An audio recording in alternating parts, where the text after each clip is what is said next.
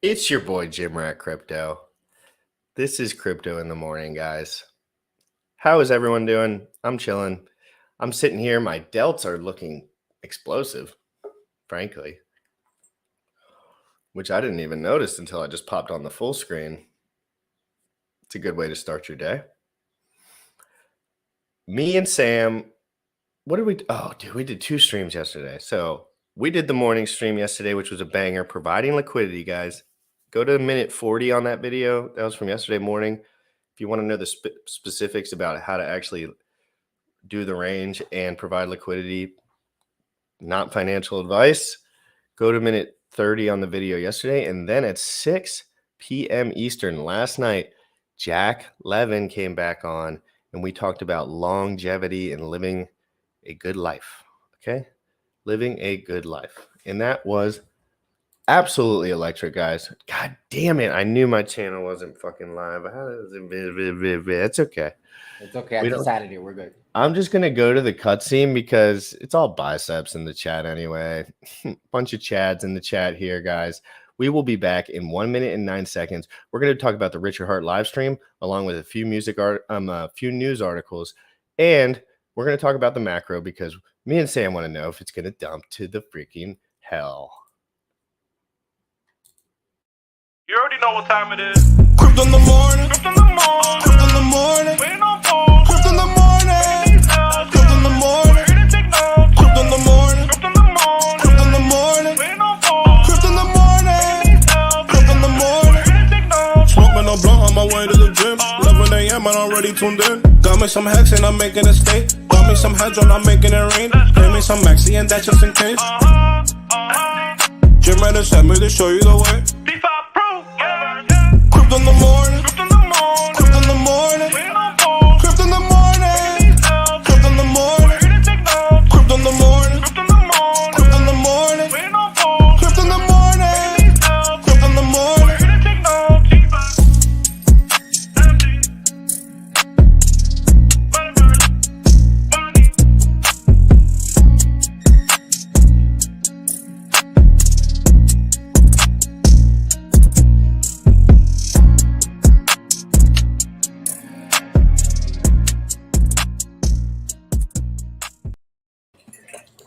Yo, did you see the news out there? Good morning. Great to see you again, right? The third time in 24 hours. I'm looking forward to this. Did you see that Binance holdings of BTC has actually exceeded the holdings of Coinbase? Do you have a chart?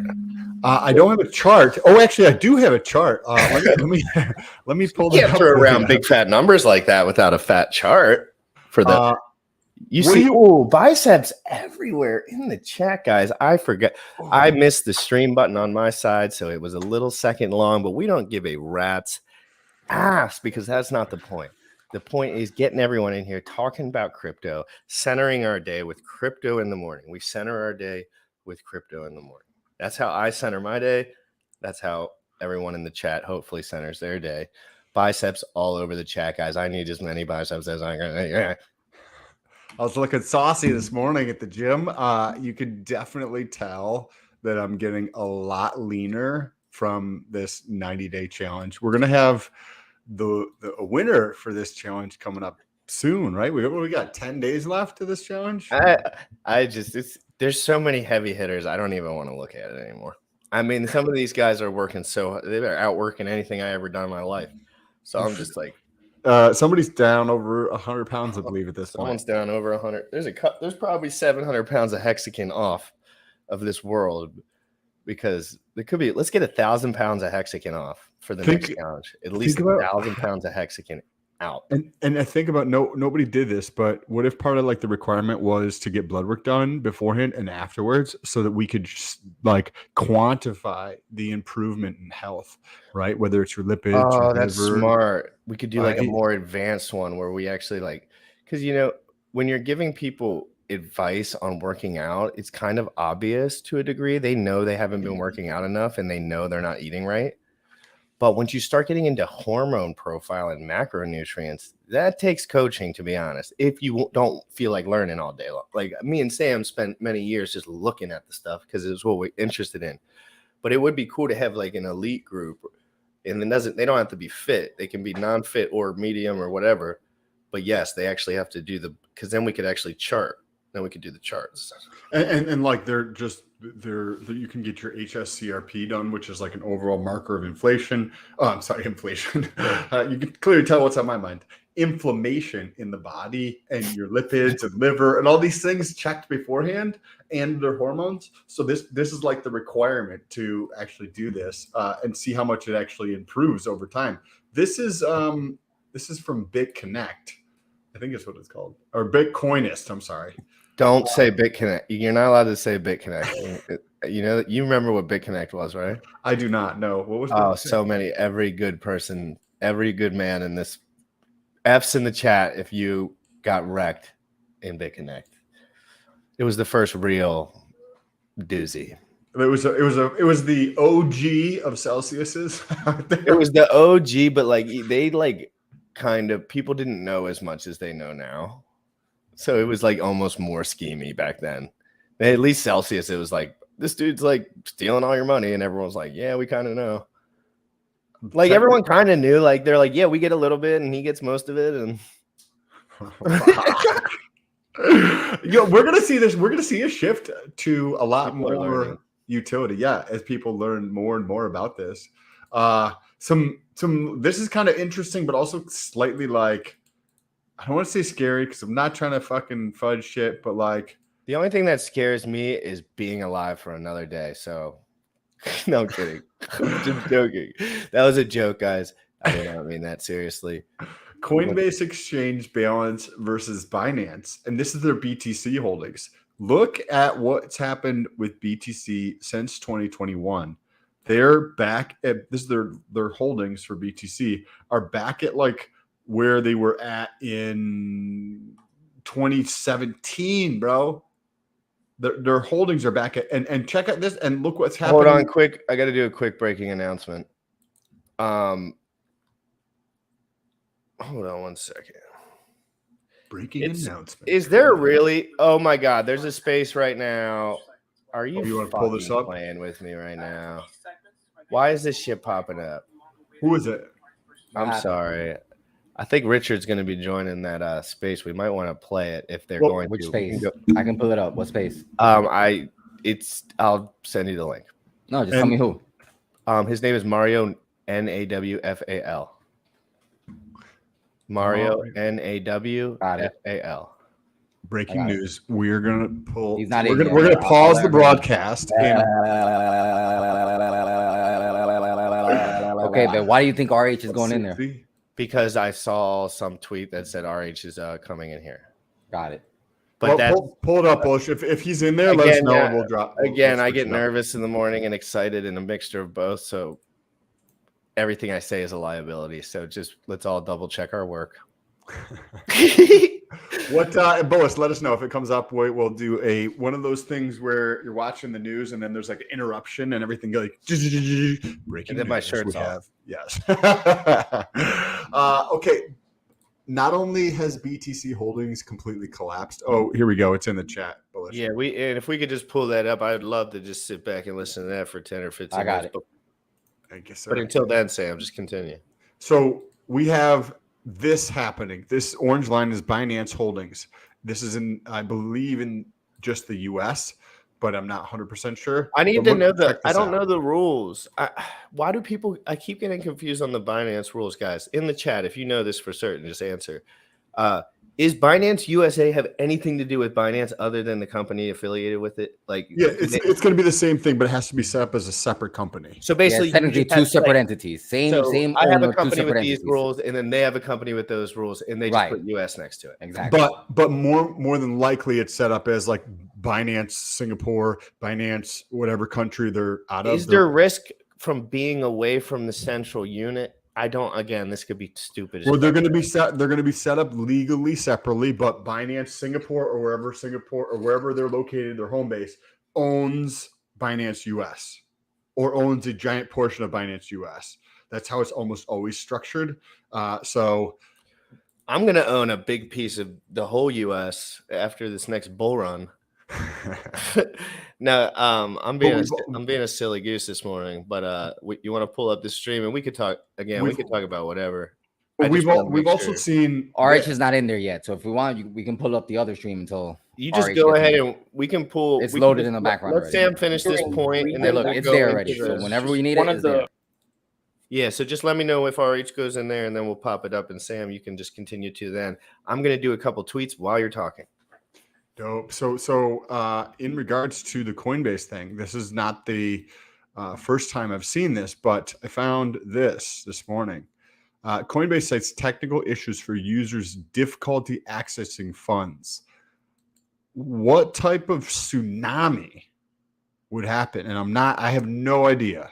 But we're seeing a lot of shit like we have CoinDesk, CoinFlex, BlockFi, Voyager, Void, there's like Celsius. Many different things are holding people's money and or going bankrupt.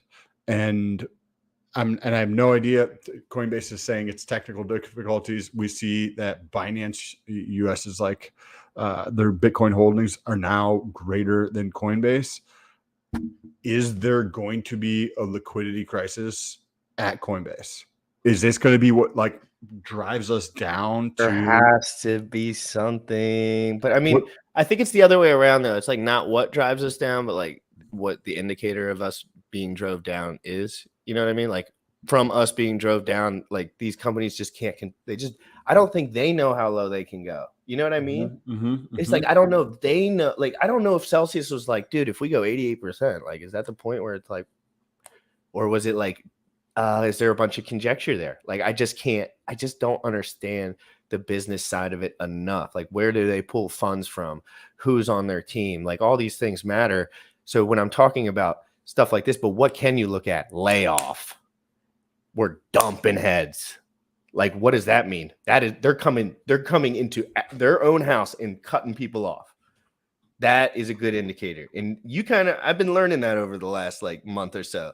That's been kind of new to me. I haven't really studied I mean, obviously it's not a good sign, but it's an interesting, different indicator comparatively to some other things. Well, they're losing money. If you look at their financials at the first quarter, they're laying off people. And just to put all this into context, right? Because you have this bigger issue around liquidity in DeFi space. It's not real DeFi, but DeFi space, right? And then you have reports on Twitter, and enough for them to actually comment on this, that people are having issues, and they call it technical problems, to be able to pull their money out, right? So we've got layoffs, we have massive loss, we have Binance surpassing them in terms of their BTC holdings, because they might be selling off BTC holdings to get cash to pay bills and whatnot. I don't know what's going on here. Maybe this is just they're downsizing. I would hope, because I'm still waiting for my fucking money to clear on Coinbase before I can take it out of Coinbase. But I am also opening up, it's on my list of things to do, a Binance US account. And I'll set that up and just see what that is like over there, because this is not it's not good, not a good look. Not somewhere where I would like to have my money, where there's constantly, things coming out like that, where you have a negative thing. And especially when you understand, now that I feel like I have a tiny bit, a modicum of understanding of the thought process behind CZ, I'm like, okay, cool. I can get behind that. Somebody who supports DeFi, who supports users, who wants people to take custody of their money and wants to invest into the space to grow the space, versus like Coinbase, I don't know anything about. And I think that there may be more of a money like hungriness on that side, which then creates, potentially bad behavior. You can only assume that. Like what if there's like 3 guys in the Coinbase room that are like the best guys ever? Like we would always assume that they were evil and fucking crooked, because 90% of the time, like humans aren't going to be able to get to that point where they're like super stoked on being like awesome to everyone. It's a weird decision you make in your life where you're like, I'm not going to suck as much value as I can, but I'm going to earn the value that I put out there. And when you decide to do that, that's the only thing that motivates you. So it's like it gets tricky. But when some people never do that ever, they just get theirs and fuck everyone, but then they're nice to everyone. It's just like, and that's the worst way to be. Real quick, guys, I just sent a tweet out, and I want this tweet to explode. I said, live streaming Twitter Space if Richard Hart joins, reviewing his stream from earlier this week after. Come join. This is the best chat in crypto. I tweeted that. I wrote that. You know I don't like to be a fibber. So make that a reality. The best chat in crypto with constant biceps. Retweet that tweet. Get your butts in here. We will be on lock if Richards joins the Twitter Spaces. Don't even move your finger. Do you want to pull up the video from yesterday? Yes, sir. Where we get into some, because I actually didn't watch this because I would like to start tired roughly of around some shit. 25 minutes, if you don't mind, Bullish, because if I'm not gonna lie, the beginning part is a very classic. You mean it's like watching a repeat on a movie that you've seen 18 but this times? guy's also like new to Richard, so they're learning how to speak with each other as well. Yeah, you know what I mean? Like he's a smart dude, and he comes out at the end as a bit cooler. Yeah, and shout out to Baba Guy because he kind of forced me to watch it. But yeah, to your point, the first half was like the typical, usual, like RH just like demolishing everyone. But the second half was a lot better because he was a lot more relaxed. You know, they were talking, going back and forth, sharing ideas, and kind of like essentially like we're brainstorming. Like he comes up with an idea, Richard Hart's like, nope, this is horrible. So then he'll come back and he'll be like, how about this way? And it's like, and Richard Hart actually complimented him, like, all right, look, you're actually thinking about it differently. So I like that. This is interesting because I did not watch it because I was tired of hearing the same shit over and over again. But after bullshit, Richard doesn't like the only thing that bothers him, I think, is people like the same thing that would bother me or most people, I guess. When people mindlessly speak and they have no fucking idea what they're talking about, it pisses smart guys off to the point where they don't want to exist anymore because they're like, it's so fucking annoying living in this world where everyone chirps their lips, but like you can't even anticipate people learning in the future. Like you just have to be like, I'm doing it myself. I'm going to go into my cave because it's like, I hear it so much. Everyone everywhere knows everything about everything that you'll bring up. And it's like, oh, I only know like two things, like Jim Rat. But anyway, let's go there. This guy has an open mind, is what I was getting at. Yeah, okay? pretty much. This guy's open-minded right. and very fair. And he's fair, right? Like he's not trying to be the best dude in the world. Like he's just punching hard and trying to make a cool media company. And he's a nice guy. And I like that. His vibe is more chillaxed. It's like a German name. Fondly know that they are getting a vehicle that is mint or that has had something happen to it and they can accept it and potentially buy it or walk away from it. But there won't be no mystery surrounding it. I'm just using none of that's true. an example. I'm going to savage all all that, dude. I'm But going to it kill is. all that. Talking But about you NFT. can I'm talk gonna about kill all sensors that and right cars now. and all that stuff, but it's not. I'm I'm telling going you, to kill it. go for Is it. it my turn? Listen, go Okay. for it. Go for Okay.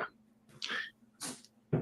A G-Wagon gets rolled in Italy, and the guy fixes it up at his local repair shop. Instead of getting a salvage title, he bends the frame back, and that's it. Yeah, He fixes it. But the NFT is embedded into there. Yeah. Okay. It happened. I'm listening. So his local car repair guy fixes the car for the guy. And then what happens to the NFT? Nothing, because the local car repair guy doesn't care. He doesn't give a shit about your NFT. He doesn't update a database anywhere. He just fixes the car. But hold on. And now there's a rolled car that's had the frame bent and should be on a salvage title. But instead, you've got this car with an NFT, and now you think you got a good car. But really, you got a rolled car. But hold on. The shit doesn't work at all. Not even a little bit. With the tech, if the tech is put into place correctly, there will be no way for them to. Well, listen, everybody can get around some way. But hold on, but I didn't finish. There's always a way to get around something. Absolutely. True. Hold on. I can't disagree. Otherwise, I'd be lying. I'd be lying if I said that. True. But not to so half the time that NFT ain't gonna do shit. If someone logs something on the NFT, then it can be immutable. Cool. So hold on. But they already do that at the fucking factory. Yeah, but They already do that. Mercedes already has a record of your shit. You already have a VIN number. But what It's I'm already saying unique. is, take the turnaround time. You want to talk about service, but let me talk about this. The guy, going to some guy on the side to go ahead and repair the car and not have salvage appear on the title. If the NFTs are embedded correctly and there's a system that's put in place, he No, won't but like, be able to okay, do that. the guy rolls back. Okay, let's do another one since I don't think this one was compelling enough. You take your fucking G-Wagon to the Italian repair shop and you go roll back the odometer. And he goes, but sir, that's illegal. I don't want to. And you go, but I'll give you really good head. And that guy goes, you got some nice lips. Let's do it. I mean, yo. And so he rolls back the thing and then the car gets sold with a rollback odometer. Notice that there's no NFT in the story because there wouldn't be, because no one cares, because no one's going to update it. No one's going to say, oh, by the way, we rolled back the odometer NFT. Pause this. It's not gonna, like, dude, this shit doesn't make any sense. This is I completely agree with Richard on this, which I don't always agree with him on everything. I was like, wow, there's no way he disagrees with Richard on this. Yeah, you did it. Because I have friends that like Explain yourself though in dumb it down a hair and explain what you're thinking about while he goes through that. Well, when you have friends that are like business owners or just you have associated or known people, I'm not gonna say associated, but you've known people in the past who do business. You generally don't associate with these type of people, but you meet people and they can get stuff done that you can't like get done otherwise. So what Richard is saying is 100% accurate, and I'm sure Bush would completely agree with that. But you can do all sorts of shit that like, you know, you ask like somebody who works at W2 who fucking married and 2 kids. The shit I've done, like just using the car as my first lease car. I went over like about 12,000 miles and I had to pay like around $6,000 or something like that. I took it to some Russian guy in Brooklyn. Ideas, guys, bad ideas. Walked out, gave it in, and I was good. So like, to Richard's point, like, yeah, it can be done. 100% it can be. And it also happens with cars. Is it fair to houses, say with you business, wouldn't taxes. do that at this point in your life? No, I don't do that anymore because I like firmly believe in karma. So at some point it's gonna kick me back in the ass. And I think it did because the third car from the same brand, it was a luxury car. The third car got totaled while it was parked. So to me, that was I'd karma. feel bad for To the me, that guy was if he karma. found out, because then he would want to fight me, and then I'd have to shoot him. For me, it has to be legal and ethical, and I really don't like taxes. Yeah, I would so never. it just has to At be this legal point in and my ethical. life, I can't But- feel negative energies. There's so much within the bounds of the law that people don't like even slightly realize. And we don't Like, mind when it comes to taxes, by the way. We don't want to screw over car people because that's selling to a friend probably, or a person that we know, or someone on the feed. I'll screw over the tax people all day long if I could. I'd burn their shit to the ground. but it's all legal. It's all legal. Legally, Oh, I if it was illegal, I would do it. I would burn their shit to the ground because they are the scummiest fucking pieces of shit in the planet. And I went to the NBA yesterday for 2 hours, and the lady, literally, I had a big pack of papers like this, and I was fucking like, oh, I gotta get all my stuff ready, make sure I have all my numbers out. She's like, I was like, I need to get my tags flipped, blah blah blah blah blah blah blah. And she's like, there's a kiosk over there, make an appointment. There's too much shit. And then I waited in the kiosk line for an hour. And then I made an appointment for next week. And I was like, and this was one lady, no one helping, a dude in front of me on the kiosk for 45 minutes, not knowing what he was doing. And I was just like, their middle school kids would run a better place than this because they're functioning. This is not even a functioning environment anymore. And everyone was mad inside of there. Very angry. The government organizations are run so shittily. I've worked for a couple of them, and they're just such garbage, in my opinion. It's bullshit. It's just like they just grab the worst of the worst, and they just give them a pension, and they just let it ride. And it's disgusting. They don't have any incentives to like provide good customer service or to make things more efficient. They have an incentive to actually slow things down because then they can keep their same budget because they want to spend their budget because it makes me look good if I spend my budget and I get the same budget or an increase for next year, which gives me more status, right? And people like status because if my budget's bigger than your budget, then my dick's fucking longer than your dick, right? So there's that going across all over the place. It's absolutely fucking ridiculous. Yeah. So, yeah, basically the point is that odometer point was a really good point. Yeah, that was a fun point. I don't think I've ever heard that, and it's a perfect example of stuff that we guys could figure out how to do. Like, basically, I go into the back room and they're like, oh, basically a bunch of guys that are way smarter than me in finance. They're like, oh, dude, we could get you a $200,000 loan on your house. You don't even need to post your income. It's just like, oh, dude, back in the day, before everyone knows how to do before the shit crash, bro. Before the crash, like I was giving out loans left and right to people who had no business getting a loan. Like, my parents and stuff, like, God bless them. Like they were able to pay the house, you know what I mean? But I'm talking about people who make cash, you know what I mean? Who work underground, like who have no business getting a loan, but can afford to cover a mortgage, et cetera, et cetera. And I called my mortgage dude yesterday and told him that shit. Literally, I just told him. I was like, he was trying to sell me on some refinance. I was like, I did the, anyway. Yeah. All these companies and stuff, guys, there's always they suck, and you can manipulate them if you have a brain, but they want you to go on default mode and just pay for everything. Like and that happens to me all the time. They get me in default. The Verizon store gets me on default mode. Give me your credit card all the time. I'm like, dude, just take my credit card or I'll kill you.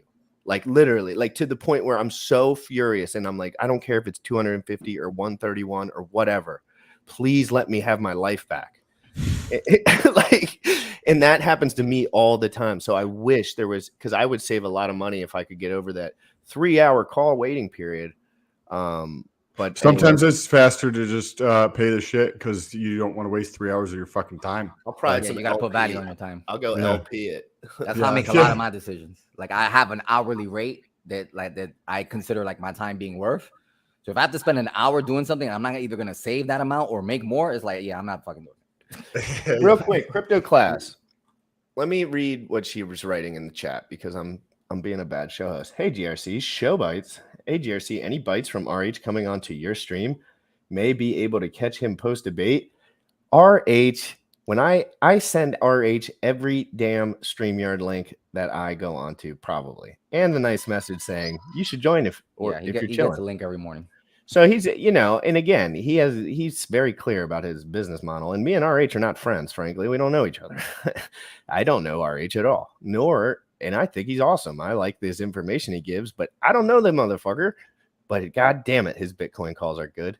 They're really good, and they've helped me out tremendously. And I've always appreciated his free insight. Like I just tell him, that's all I ever tell him. I'm like, dude, you provided for guys like me so much insight that I could dig into for 8-hour streams when I was lonely. Like there was times in my life where I had a lot of free time, Sam.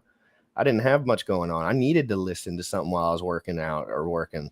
And he got me through many hard times with real, raw, good financial information. I was like, because he used to do 8-hour streams where he just answered the chat, and the chat was just like throwing bombs at him all day, and he would just go at it.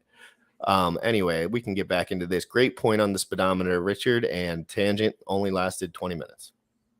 The NFT will not do fuck all. The only thing it could possibly do, maybe, is if someone had logged the mileage into the NFT, which they already can do. They do that at your inspection, right? So in Europe, they inspect your car every so often. They log it, which is already a mutable record on their end.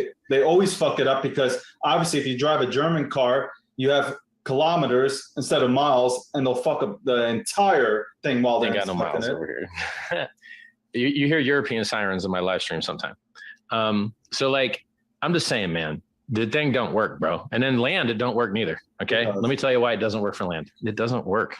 The only way it would work is if the next guy wanted to roll it back past the checkpoint, but he could roll it back above the checkpoint all he wants. It would just prevent someone from stopping rolling back beyond a certain point. And they already have that at the DMV, and you can pull those records, and they already have that at the dealer. And you already have an NFT in your car. It's called your VIN number. It is your non-fungible token. It's called your VIN. We have it, but it's controlled. You said DMV. It's controlled. Well, you know what? You can just post your own. You can post your own VIN number to the Ethereum blockchain with a message. I thought that was only my area. I don't know. I just thought that was my area for some reason. No, Department of Motor Vehicles. Oh, I thought it was DC or some shit. Oh, Motor idiot. vehicle A or something or whatever. But no, DMV is what I call it. Yeah. Yeah, that's what I call it too. Worst place in the world. Rather be dead than go back there. All right, that's what it is. And put a picture of your own miles on there, and you don't need nobody to help you do it, and you don't need a token to do it. You can do it yourself right now. But it's not. But it's You not, do it yourself for free right hold now. on. Not free, maybe it costs you $1. But hold on, the technology itself. Why would I want to go ahead and do all that shit when it can do it for me? Like I take it into a authorized dealer, and they It's do not it gonna right do it onto for the you, NFT. It's But it's a good. Okay, listen, hold on. Richard. Hold on. Whether you believe this or not, whether you believe in it or not, it's a good concept. okay. That would Alfa work. Romeo. Let's talk about it. Alfa Romeo, the technician that fixed your car, Whoever buys it. makes one typographical error and adds a 0 to one of the numbers and submits it to the blockchain. Are you fucked or are you not fucked? Listen. Very good point. Because if you're not fucked, he can change it. And if he can change it, you can skip the whole stupid blockchain. Hold on, can we bullshit. rewind that Just 15 leave it seconds to like that pause? If he can That change pause it, was. I'm waiting for him to say Hold on, something. anybody, Sister. anyone watching on a cell phone, screen record this and send a little clip out. This is just as classic as it gets. Someone put a big Red Bull can in his mouth during the pause, in David's mouth during the pause, please. Put a big Red Bull can in his mouth. If any of you any of you memers in there, please put a Red Bull can in his mouth. And David, if you're listening, we would love to have you on the show. No, David, to be honest, if you are listening by any chance, dude, I thought you were totally a pleb loser when I watched the first 30 minutes. And by the end of it, I totally was catching your vibe. Like, it does take some. I listen to a lot of RH, so it's sometimes easy to gang up on motherfuckers. But I like what you're doing for sure. And I would love to have you on the show. It's it to the blockchain. Are you fucked or are you not fucked? Listen, very good point. Because if you're not fucked, he can change it. He just doesn't talk. Alfa Romeo, the technician that fixed your car, Whoever buys it. makes one typographical error and adds a 0 to one of the numbers and submits it to the blockchain. Are you fucked or are you not fucked? Listen, very good point. Because if you're not fucked, he can change it. Such an awkward And if he pause. can change it, you can saw skip how the his whole eyes stupid opened up? blockchain bullshit and just leave it. He's in the like, all database. my people think Okay, I'm but what if? stupid. Hold on. Now I'm gonna go and reverse it here and say, okay, you put the extra 0 in there and you can be fucked. Oh, But they what if will. there's- I fuck up typos sometimes. Everybody does. You're But gonna what get if typos. there could be. What if you have to confirm it 3 times? Make sure that you got it right. I like that you learn fast, though, man. I'm telling you, I'd have the same conversation with other motherfuckers, and they would pretend not to get it for 2 hours. They pretend not to get it. You get it, and then you're like, "All right, it sucks sometimes. We do have to edit the blockchain sometimes. Fuck." No, I'm not talking about editing. Yeah. No, hold on. You have I'm not to. talking about editing I'm talking about before it's submitted to the blockchain. Make sure. No, but bro, like, Options. some guy's gonna do it Listen. maliciously, then non-accidentally. He's gonna do it because you banged his girlfriend. Hey, listen, You know what I mean? listen. People are malicious. I'm just saying it doesn't work. And so here's the basic hate it. overriding Hold on, so theme you- why it doesn't work. I'm going to tell you the theme why Hold on. real estate doesn't work. Richard, hold on. Bitcoin's been around You wanted 13 to years. put You don't use this shit for nowhere. You wanted to put It's this 13 years old. Hold on. I only think NFTs are effective if they have a tangible asset to it. I'm saying that's why they're not effective. I'm telling you that every You wanted single to give instance away your on That's, blockchain- I don't like the Hold tangible. on. You were asset. talking about your diamond being an NFT. That's a I don't- tangible yes, asset. Too much. I don't But like it. it's tangible for meme value. It's not tangible for fraudulent impersonation value stuff. Oh my. Anytime a blockchain touches the real world, it breaks. Let me explain to you why. The blockchain doesn't touch the real world. A human touches the blockchain. A human touches the real world, and the human is a fucking liar.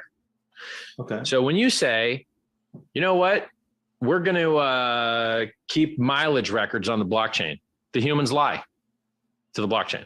Blockchain does its job, makes its immutable copy, but the humans lied. The New York Stock Exchange published bad stock prices. If you put those in a blockchain and the blockchain's immutable, now those bad stock prices are mandatory forever, and everyone got liquidated when they shouldn't have. And then the New York Stock Exchange fixed their bad published records on their private database that they have to change. And then the blockchain stay broken forever. And so in any instance where a blockchain touches the real world, it is not trustless. And because it is not trustless, because you have to trust someone not to just edit the data, you can just skip the blockchain and leave those same people that you already trust to not edit the blockchain, to just do it in SQL or Postgres or SQL. So you know what? I like Richard. I like Richard. He's Ric Flair. I'm gonna say this right now. Ric Flair, like somehow he's related. There's a relationship here. Okay. But what happens if a fucking house sinks into the ocean? You got to update the blockchain, right? And you got to trust a guy to do that, right? You can trust that same guy to just run that database on AWS. My thing skip is the whole fantasy. You know what? Skip the joke. You hate Bitcoin, but I think you only hate Bitcoin because of the people in it. I don't really believe you hate the code. It's just old bad tech. I mean, it's not. No, it's not really hate. But hold on, I whatever your opinion is, but I think more of your hatred is towards the maxis than it is actually towards Bitcoin itself. And you're gonna agree with me. I know you will. It sounds fair. All right, it's just I mean, how can you hate software, right? It's just a tool. Exactly. It's like hating a screwdriver. That's so what sure. Okay, I like the way that sounds. Sure. NFTs, it's tech. It's tech. We're getting what that is one thing me and you can agree on is super early tech, right? No, but I don't. Why isn't this clear? The blockchain doesn't have eyeballs. It can't see the real world. So human beings just act as its eyeballs and lie to it, and then it doesn't work. But hold on. As we dive deeper into NFTs and we go ahead and implement, well, it's already implemented, IPFS, on-chain technology, all that stuff. NFTs only get better. It only gets fine better. For collectibles. It's fine. It's fine for a lot of stuff. It's just not fine if you overpay. But can we agree that maybe one day, it's fine when it doesn't touch the real Hex. You don't know. One day Hex might have. No, we have NFTs in Hex already. We already have NFTs in Hex. Let me tell you what they did. They took stakes. They took stakes and encapsulate. So they got a smart contract that would make a stake and turn that stake into an NFT, and then you could trade the NFT and trade the stake. But in normal Hex stake, you can't trade. That is an amazing example of a real-world application of NFTs that doesn't have counterparty risk because there's no touching the real world. It stays on the blockchain, and when things stay on the blockchain, you can trust them. But so you're just real quick, but NFTs can work. They're working in Hex. Real quick, before we go back to that, so Richard Hart just very strongly endorsed Hedron as amazing NFT technology. So I just wanted to point that out before. He's actually done it before too. Yeah, he's mentioned Hedron before and Maxi, but in this case in particular, if I remember, it was late last night when I was listening. He went more into it. Instead of just mentioning them, that like, yeah, we have NFTs. He went why he likes it and like, the reason why he likes this implementation of NFTs. Bullish. That's bullish. Yep. It's so bullish. It's so bullish. Hedron pump incoming. It's so bullish. You guys are sick. Remember when I don't want to bring, never mind. I'm not allowed to bring people up anymore for negative reasons. But people were wrong about Hedron. GRC was right. I wasn't saying Hedron was going to the moon or anything. I just thought it would stick with Hex, and I just think it will when it pumps. Like, I just think it'll stick with Hex when it pumps, but obviously outperform depending on its liquidity, So again, Richard is endorsing Hedron heavily here, and he pretty much says it's amazing, which is incredible. And there was a time when Hedron came out, Sam, in the beginning, where people were saying the OA was going to nuke it for fucking shit. Like, literally, they were like, the OA doesn't agree with this sentiment. And it was like people in the community were like making this thing that, like, it was just the dumbest thing ever. They were trying to basically explain to everyone why Hedron was bad for Hex, and they were just trying to figure out any way to explain that as possible. Yeah. And then they ended up with this dumb fucking convoluted reason, because when you have $100 million in something, you will fucking say what the fuck ever. What the fuck ever, dude. If my underpair, no, it's true. It's true. Hex Logic just brought it up. The other thing I was thinking about was all the FUD that Maddie created. I know he apologized for it, but Maddie, within like the first week, went and created a bunch of FUD around it and like misinformation and confused the shit out of everyone. And that was another reason why like so many people were talking shit about Hedron because they have a lot of respect for Maddie. Yeah, and I just think it's important to understand exactly what's going. Like, you can't assume a position in like of authority when you're talking about a decentralized currency that you don't own the majority of. It's like you're not. It's just the market makes the games, and derivative products have been working on other products forever, and now we have one that's immutable.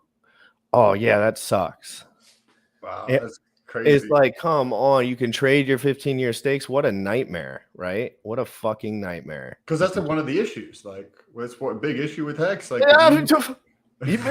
Yeah, I would love if I could have traded my 40 grand a fucking way before it got stolen because I had no idea what the fuck I was doing. Like, yeah. I There's was gonna be like, so many "This is the people best that can be investment ever. saved." Richard Hart's the man. 555 every day is a good day, and then you get fucking wrecked and ruined. But luckily, I have balls of fucking glass, diamond, steel, and I don't fucking care much about anything except having fun. So, hey, Maddie. Yeah, Maddie apologize. I have respect for Maddie. He puts in a lot of work for this community, but again, I think it's important to come at things from a place of learning rather than a place of teaching before you know exactly what's going on. And I do that sometimes too. Fuck, everyone's done that before. Everyone's talked before. Sam, have we all? I've done it a million times. Oh fuck! You know how many we've done it mistakes I many made? times live on stream. Yeah, exactly. And I Wow, try to that's- keep it under wraps on stream because I just feel like I don't like negative attention. Like, I don't want like people just being like, oh, this dude said this and now this happened. Like, nah, I don't like that. Yeah, But- and to Bob's point, like, yeah, he did apologize, but like, you know, and again, this is not throwing any shit at Maddie or stuff like that, but like, you could have apologized way before the stream. You know what I mean? Like, whenever we call FUD on the stream, we look into it by the next day. Jim, Hey, I fucked up. Yeah, Yeah, yeah. If you know I what I mean? fucked Like- up, I Oh yeah, fucked up. right away, and I'll have the guys on, and I'll go in their Yeah, so Telegram. it's good. It's good that he apologized, but I'm gonna throw him some rocks for waiting 3 months to apologize. Yeah, especially because it made learning about Hedron harder for guys like me because I mean, yes, of I other did. people too, I was yeah. in a position where I was able to learn about the stuff because I was sitting here all day. But god damn, if I was still working, I bet I would have just let that one slide because the negative energy. And you know, a lot of these guys have way more money than you, so you'll never truthfully understand their incentive and it's not about being a bad or good person. If you think selling your bags is about being a bad or good person, you're an idiot. But being honest and transparent and super authentic in the way that you present yourself is super important. And it takes a lot of work. And if you're not willing to do the work to like keep up with it, like, I don't think what I do is for everyone. I sit here and study crypto all fucking day, and I'm new, so it takes me a long time, and it's not for everyone. If you had 3 kids and a bunch of shit to do, I'd probably say, yeah, not the best gig. It's a very time consuming gig. It's something that I just love. But again, the reason people love this show is because they know that if something important is going on, I'm going to pay very close attention. Now, all this little mini shit in the middle with the fucking Saitamas and all that shit, yeah, maybe I won't pay as much of attention there to some little shit. But to be honest, like when Hedron and Maxi came out, I was locked in like a laser because I really you're putting T-share derivatives out there. T-shares always go up in Hex value, by the way, and Hex is an amazing asset. So I just love that. We could proceed. Whoops, can you go back 5-6 seconds? Oh, I muted it. My These bad. on Hex now that encapsulated stakes and light to trade them, and you can buy them on OpenSea, but they work, and I don't argue against them because they're truly trustless. They don't touch the real world where someone just lies, and they don't require anyone from the real world to edit things. So it's all stays on chain. Current state of the industry, what do you think's wrong with it? Bitcoin goes to 11K. Michael Saylor. No. I'm talking hopefully about gets what's liquidated. wrong with the industry, man. You are ready with these chairs to take it at Bitcoin. Holy shit! You don't I think think Bitcoin that's good. I'm going glad you down is called it wrong with out. the industry? Like, it's No, I'm just saying seriously. Like, fine, you can go into the scam Bitcoin. industrial complex. I mean, things that go to zero get listed at the front page of CoinMarketCap. They get talked about by everybody. Things that could have saved people that remove counterparty like Hex are hidden from everybody. All of the media companies promote margin trading, which is the most destructive thing that anybody can do. They lose all their money, but the people that make money are the guys shilling you the referral links. So now people that, basically every YouTuber is a referral link maximist because that's where they make their money because they're not actually GRC, successful. bitch. They launch coins, the coins fail. they try and trade, they lose all their money. The one thing that they know how to do that they can't lose money on is just shilling you referral links, and then they make their commission. And if they're smart enough not to trade it, they get to make some money.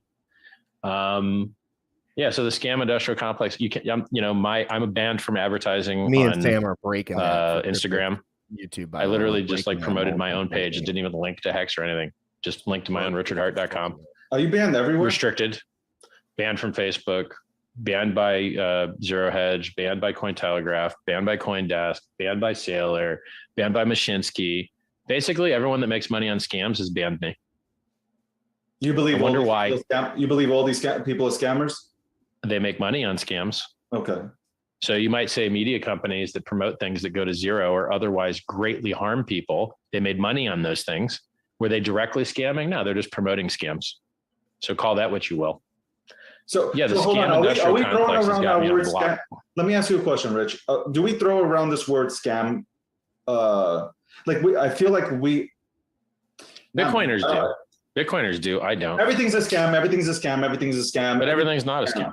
Like Monero is not a scam. It tries to be an anonymity technology. It's just vastly less useful than Tornado Cash, which is a superior mixing technology and has not had bugs like Monero's had, where they had an inflation bug. And they had a bug where if you used your coins after only receiving them for an hour, they weren't actually anonymous. Oops. No one talks about these things. And so Monero at least is honest in its intention, although Zero Cash ate its lunch. You mixed your Monero. Now where can you use it? Like nowhere. It's like it's super duper hard, like nearly impossible. But that word is thrown around too loosely, though. I believe in this. Which one? Scam? Yeah, I think. Well, yeah. Because then if you're trying to build Hex, right, and Pulse X, that's a scam. Is, and so is the word Ponzi. Ponzi requires a middleman to lie to you. If you're minting your own coins like a Bitcoin miner, where's the middleman? Where's the Ponzi? Where's the fraud? Hold on 1 second. Hold it's on. Honest Pause truth. this shit. Pause this shit. Is this the guy we watched the video on yesterday?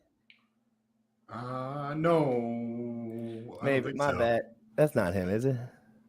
No, that's not. No, it's not him. You're thinking about someone else. But remember, he did. We already reviewed one that he did with RH, and now this interview we're watching is on this guy's platform. No, I'm talking about this guy right here. Oh, this guy.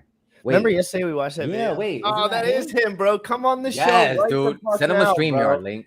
Yo, come on the show right now, bro. You're the GOAT, bro. Was this the guy who was talking That's about the guy how he that got scammed? wrecked on Voyager and he was helping everyone learn about centralized bullshit. That was him? Yeah, that's him. He said this is him. He might think Hex is a scam, but that's okay, dude. Even if you think Hex is a scam, we're not maxis. We just like decentralized currency. Yeah. Oh wow. That's Send me a cool. link, That dude. I want to see, dude. Yeah, I'd he's love down. to set up a We'll show send you a for link you. right now. Yeah, He said he'll walk out. What's your Twitter, bro? No. We'll send it in the just chat. send it right We'll send there. it in the chat. I'll send it in the chat. I got it. You Cool, just put it in the chat. Just put it in the chat. Everybody will have it, but that's fine. They'll get booted out of here. Yeah, they'll get booted out, and I'll delete it afterwards. Everyone respects the gym rat. Thank you, Nicholas, for just telling your truthful experience, and we appreciated it. I truthfully appreciate it because I know a lot of people that got wrecked, but I don't know a lot of people that admitted it on camera and said it in the way that you did. And when you brought up your friends and your family or whatever, you brought up like people in your life that, that's something that I protect myself against pretty strongly. Like, yeah, I got my family to know about the shit and they pretty much judge the shit out of me and don't buy any of it. So that's not the point.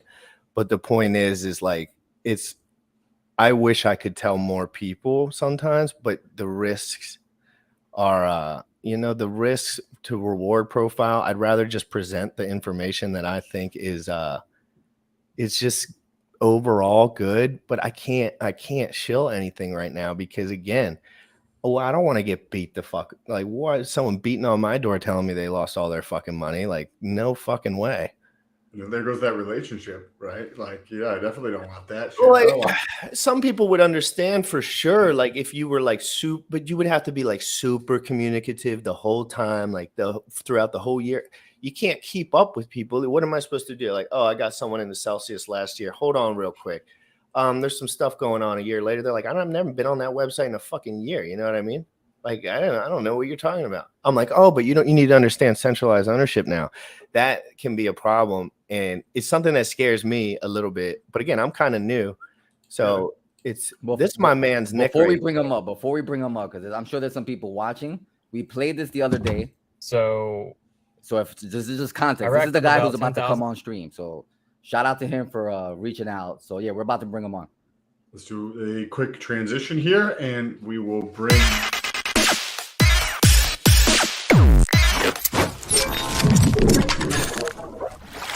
Oh shit! Hey, what up, Nick? Hey, can you hear us? Yeah, what's up, guys? Can you hear me? Yeah, man. How you doing? Yo, what's up? Pretty good. Hey, thanks for sharing your video and your experience with Voyager, dude. Like I was like, oh wow, I'm really feeling, because that was emotional as shit.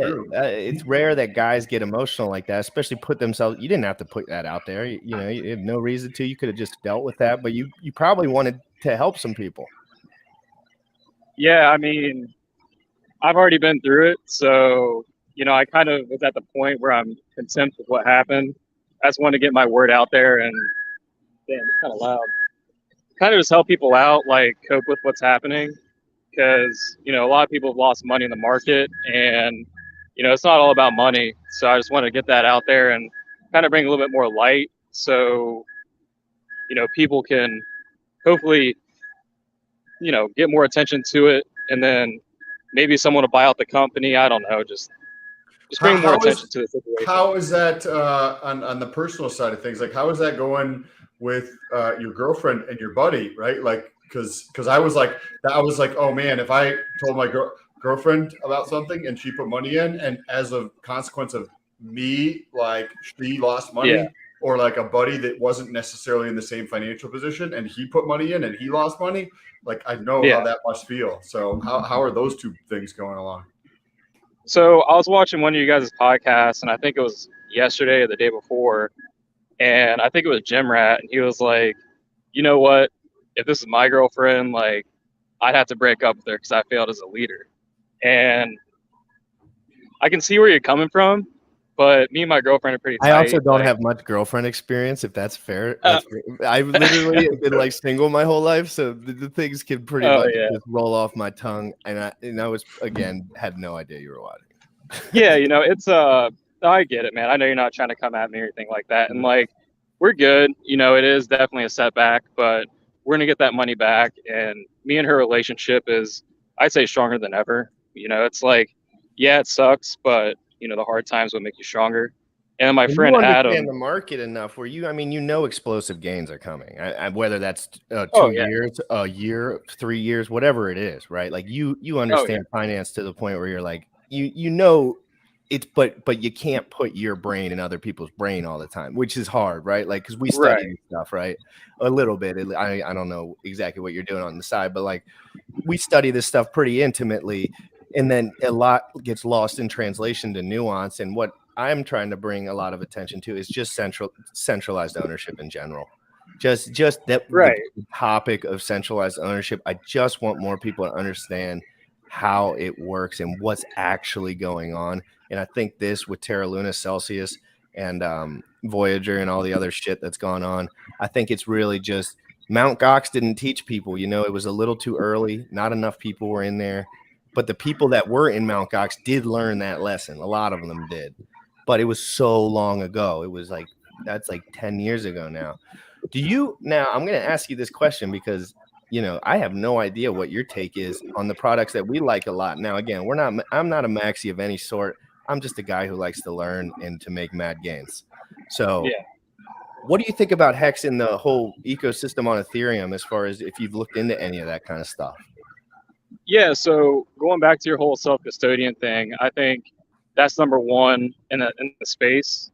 We haven't really went through a recession in the crypto market. The last recession we had was in 2008, and to come out of it usually takes about 10 years. So when things happen like this, you have to be all full, self-custodian. You got to be really safe, really smart. And I'm preaching that now. I'm trying to help people out there. I just bought my first Nano Ledger coming in. Dude. It already did come in, so it's all in, all set up. If you need help with anything, David. Yeah, bro. If you need help with anything, fucking DM me, please. Reach out. Yeah. We look at all this stuff, and we've done it all ourselves. I have different computers with different kind of security. I got hacked really bad. Like I got hacked at some point for some of my hacks, and because I didn't know what I was doing yet on the security end, and I learned on that day I ain't never made a mistake again about security. So like we have very nuanced insight about that stuff. If you ever want to come on and chat, or if you have any insight, questions or whatever, I'd love to do a Yeah, show for with sure. you. I mean, sorry, I was walking through a dead spot right there, so I didn't get a lot of what you guys were saying. But I think you said you got hacked before with your Nano Ledger. No, if you want help, saying, like, if you ever need help with anything, I got hacked in the past, and it put me on this journey to like really understand security as good as I can. So I've done a lot of that research. Gotcha. So if you ever need help, like just hit me up. Like I had to go through for a bunch of bullshit, and I learned the hard way on a lot. Yeah, totally, man. I mean, I work in IT. I work at the FDA. Like I said, everything I talk about is not representative of them. But you know, I'm 100% in for the security game, and if you have any tips and tricks, I'm all in for it. Yeah, dude, there's so much you can do that makes you feel like a new man. Like you can make yourself feel like a free man by the way that you secure your crypto. I'm telling you, it can change your life, because I just know now someone would literally have to physically, or it would have to be a direct as could be. And that before I didn't have enough nuance on the cybersecurity side, and now I feel like my life is 100 times better. Like I was always stressed out. I always thought I was going to get hacked, and the truth was I probably was going to get hacked at some point.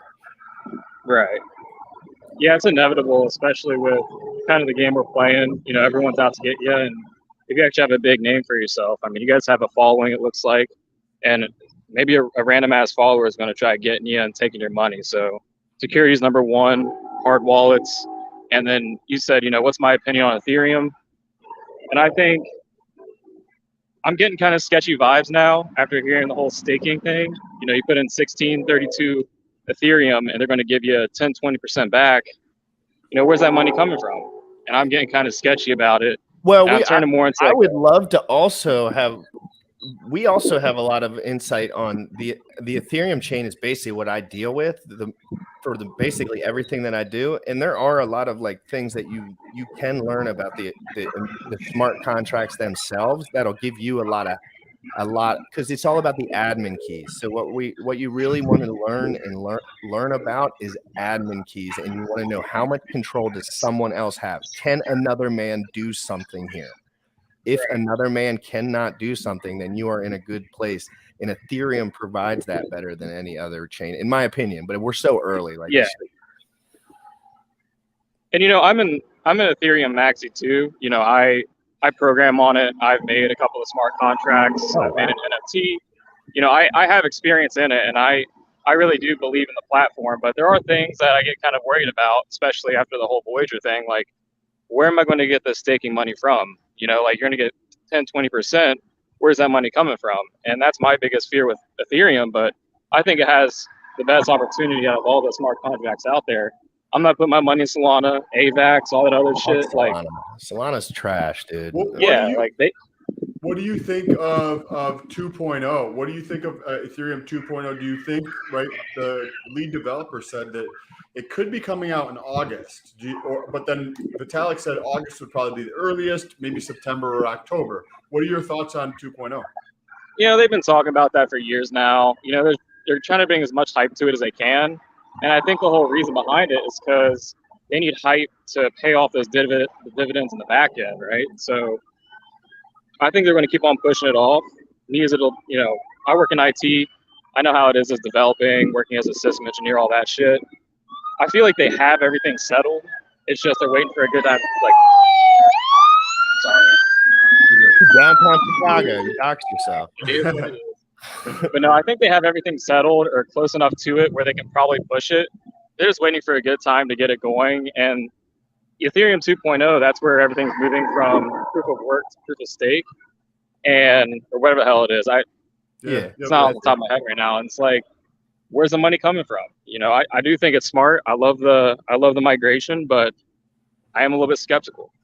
Yeah, there's definitely a learning curve with the staking. Staking is so new in crypto. It's literally brand new, like real staking, like in my opinion. So I would love to, if you're at your house ever, like on the weekend or whatever, I'm on the show every day and I do a 6 p.m. show whenever anyone comes on. I'd love to do an episode with you if you're ever available. For sure, man. Yeah, I'm all in for it.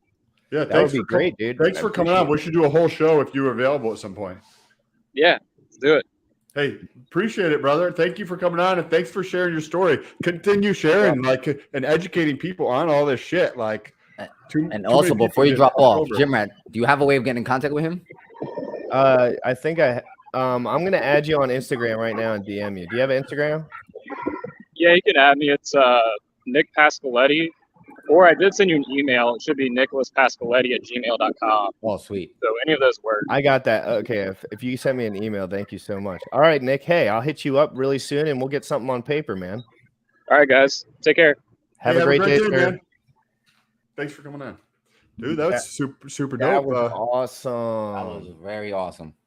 Wow. Jerry, is Jerry here? Jerry's the one who asked me to get him on the show. Somebody text Jerry, tell him that we're in here. And yeah, we'll clip this out. We'll clip this out and share it. Oh, that's a good idea. Oh, I'm going to try this since I suck and I have to put myself accountable. If I get that clip out, maybe I should just post it on the channel as like a thing. Yeah, for sure. We'll do that. Okay. Sam, do you want to go back to the stream or do you want to talk about something else?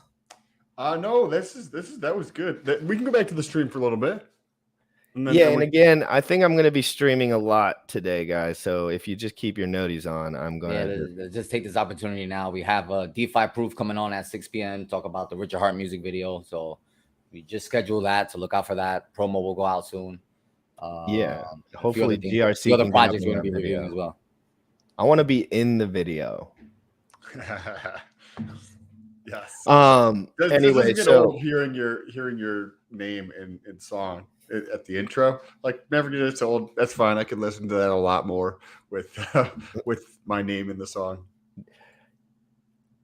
Let's go back. This so far so good. This has been a great episode. And Sam, please feel free to drop off whenever you have to. Again, I'm going on a crack parade of streaming today, so cool. No, you're good. Busy. Yeah, I'm paying attention to Twitter Space. Richard Hart is not in there yet, but Tone Vase just entered, so that means he should be coming in soon. I will be on I'm staying on for at least another hour, guys. So and worst case scenario, if RH hasn't come in yet and we do go offline, we'll go back online when he comes on. Exactly, guys. Exactly. This is just like a well-oiled machine around here, and I absolutely am in love with my daily life now.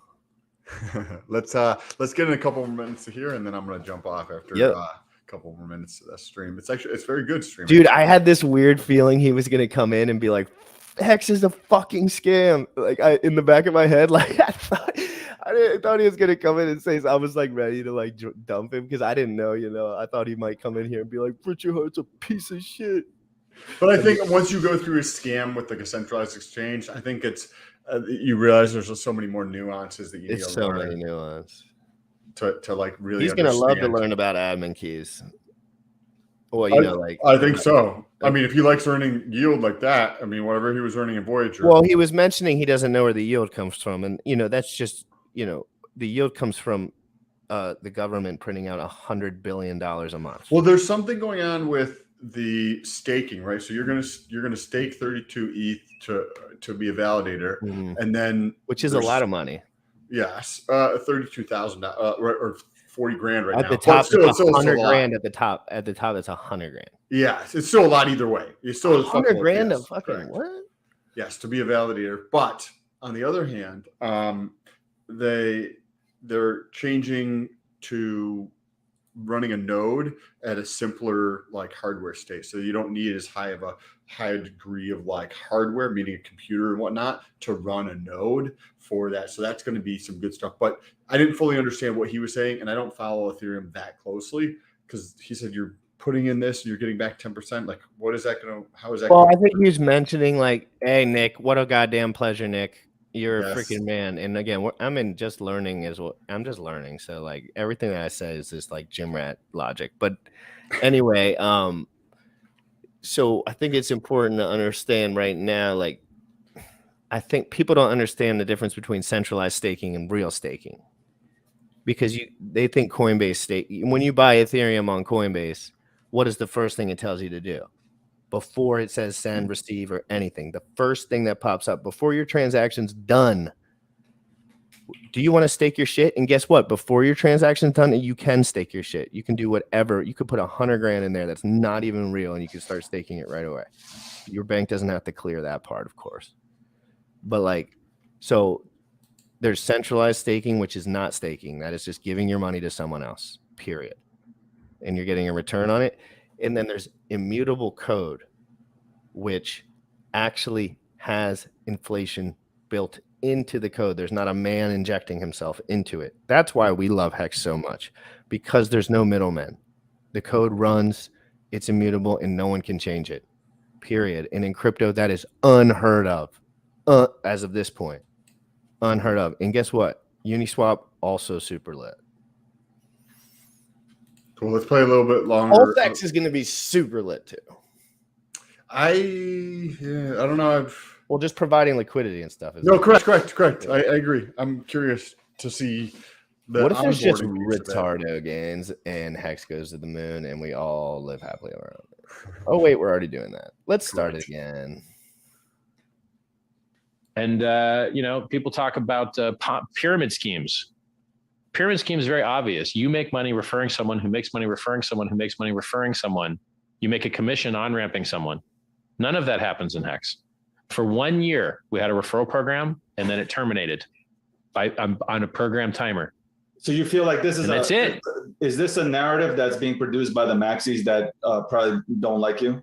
No, I'm just saying everyone calls crypto a pyramid scheme when it's that not. we know. It requires referrals to be monetized. Listen, everybody calls crypto Ponzi, but a lot of times there's no middleman.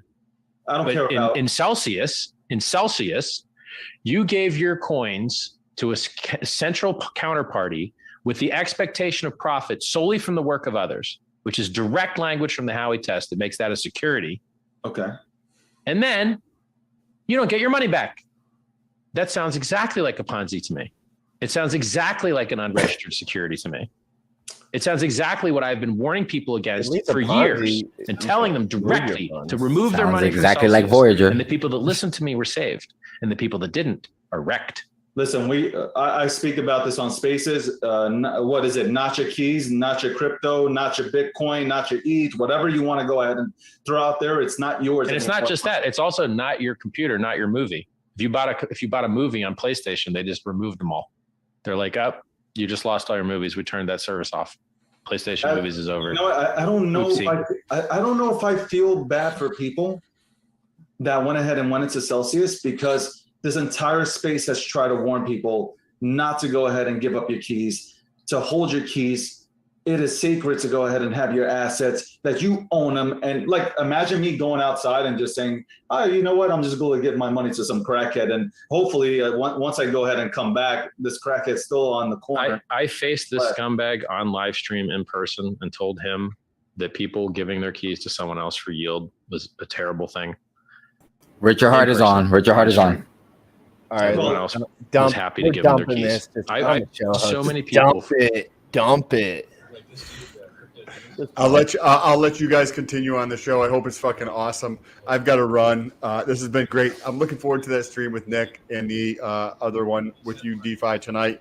I don't know if I'll make that one on, but if you're there, it's cool. We're gonna be talking. We're not talking business. We're just we are. We're talking about the music video stuff. It's fun stuff. Cool. Hey, enjoy, guys. Peace. All right, take care. $4 in 2002, which in today's money over 15 grand. Real quick, just pop it up for 1 I second. do the same thing now for about $500. Okay, so the Why price. are you charging $500? If you know, here, I'll just mute it for 1 second, guys. This is. Why do you buy a book? Why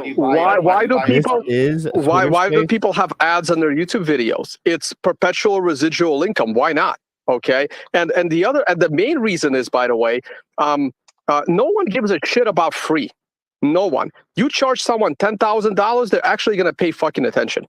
You give something away for free, no one gives a shit. Like all the people that I've sent my TA courses for free, like, hey, check this out. They've never watched shit. You pay $5,000 or $6,000 for something, you damn well gonna watch it. Okay, then what the hell did you Coinbase pay the called the money for? Bitcoin top at 7,000. It went to 20,000. You're listening to the most direct trader there's ever been. Coinbase This is is just the all worst snake technical oil. analysis This is snake imaginable. oil. Wendy, go ahead. Here. Let's be nice, guys. You know, one of the things I wanted to say, does it really matter if somebody's using technical analysis and it works for them? Fantastic. If you don't need to use technical analysis and you're doing really well at trading or investing, that's fantastic. Why do we have to argue about what works for a particular person? I know for me, for example, I do what works for me. Some of my methods are different than traditional technical analysis, and some of them are more on gut feeling or emotion or whatnot. Did Wendy cut out? Or is it me? I don't know.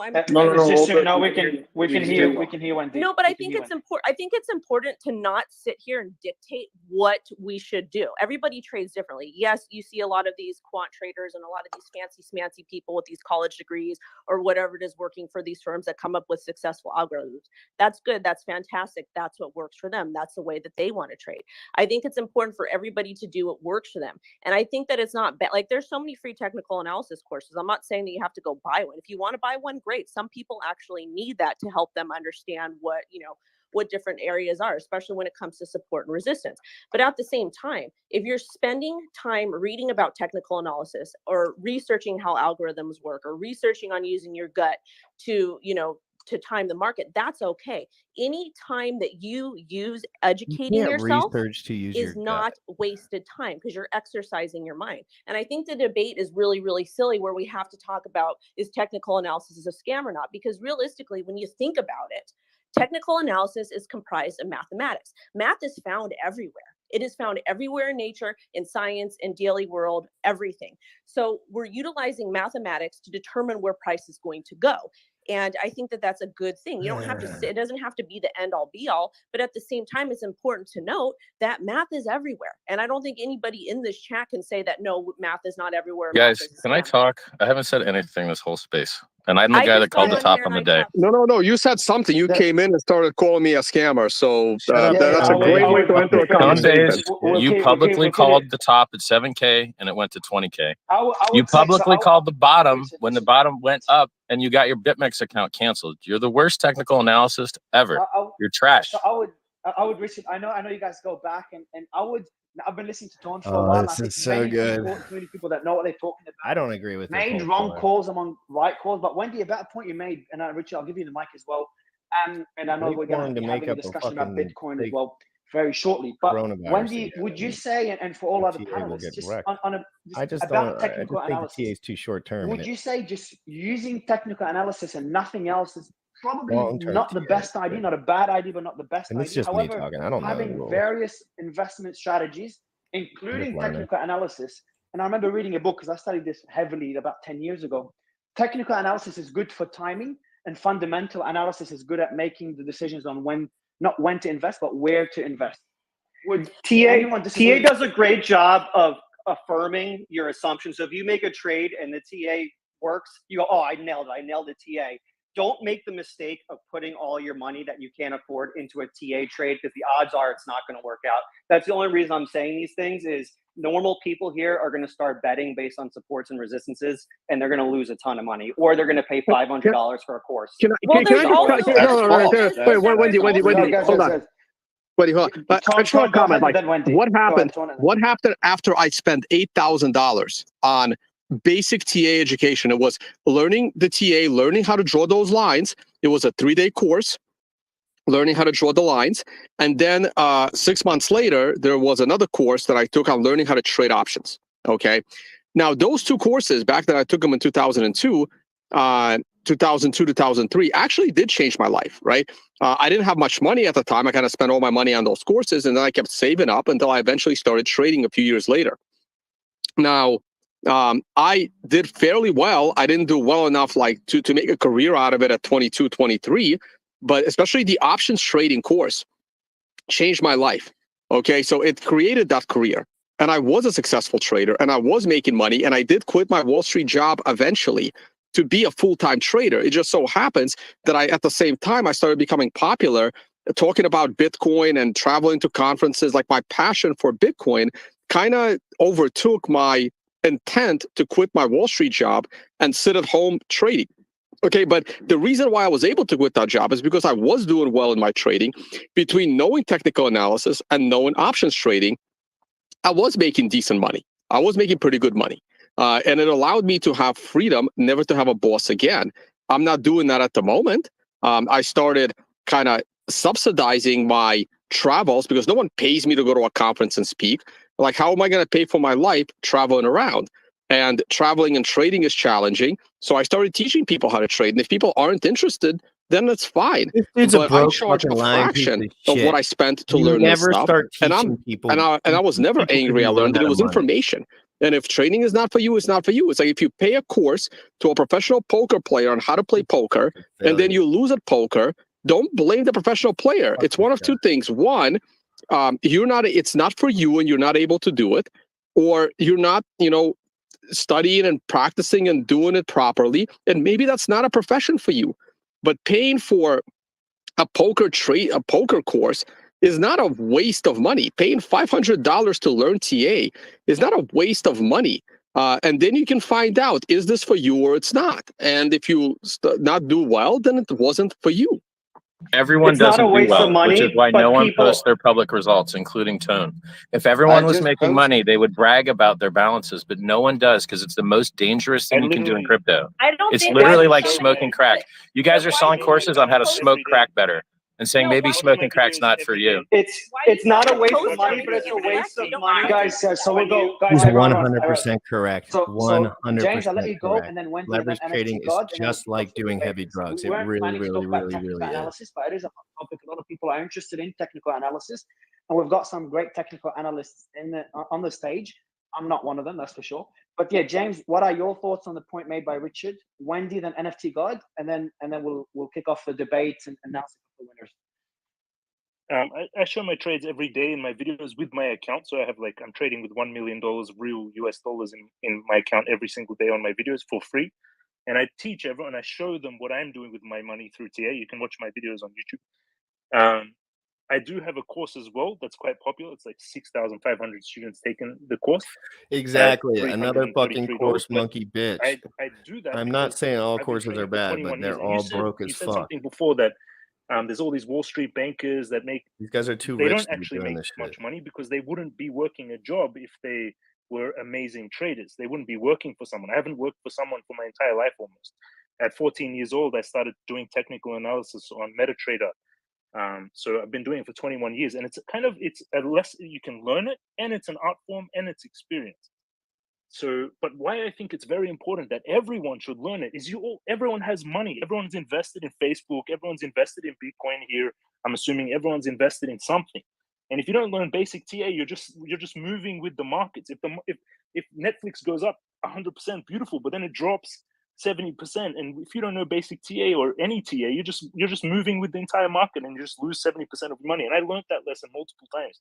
In 2017, I had a big portfolio that just got wiped out by Bitcoin and like the big drop, and that's hard to predict. But I'm saying learning TA is not a bad thing in any way, and you have to tie it in with like learning everything. And Tony Bays he gathers a lot of people here at the financial summit where he was on November 11th. That was the day I called the top in the room with Tony Bays and everyone. But Tony Bays is an excellent trader, and he teaches a lot of people amazing stuff, and everyone can learn it. Before, it was a very few select people that could learn technical analysis. That's what's really amazing. Like now, everyone can learn it. So there's endless YouTube videos, free content, there's courses, there's books. Again, read Technical Analysis for Financial Markets. It's the Bible of TA, and it's very important that everyone learn it. Wendy, what are your take on this? Real quick. Thanks for the shout out, James. I'm actually going to join with the Financial Summit Telegram handle, YouTube Twitter handle as well. But real quick, here's how fundamental analysis can get your portfolio in a lot of trouble. I was a TA guy, but then in 2005, I used too much fundamental analysis in my realization that the real estate market was a giant, ridiculous mess.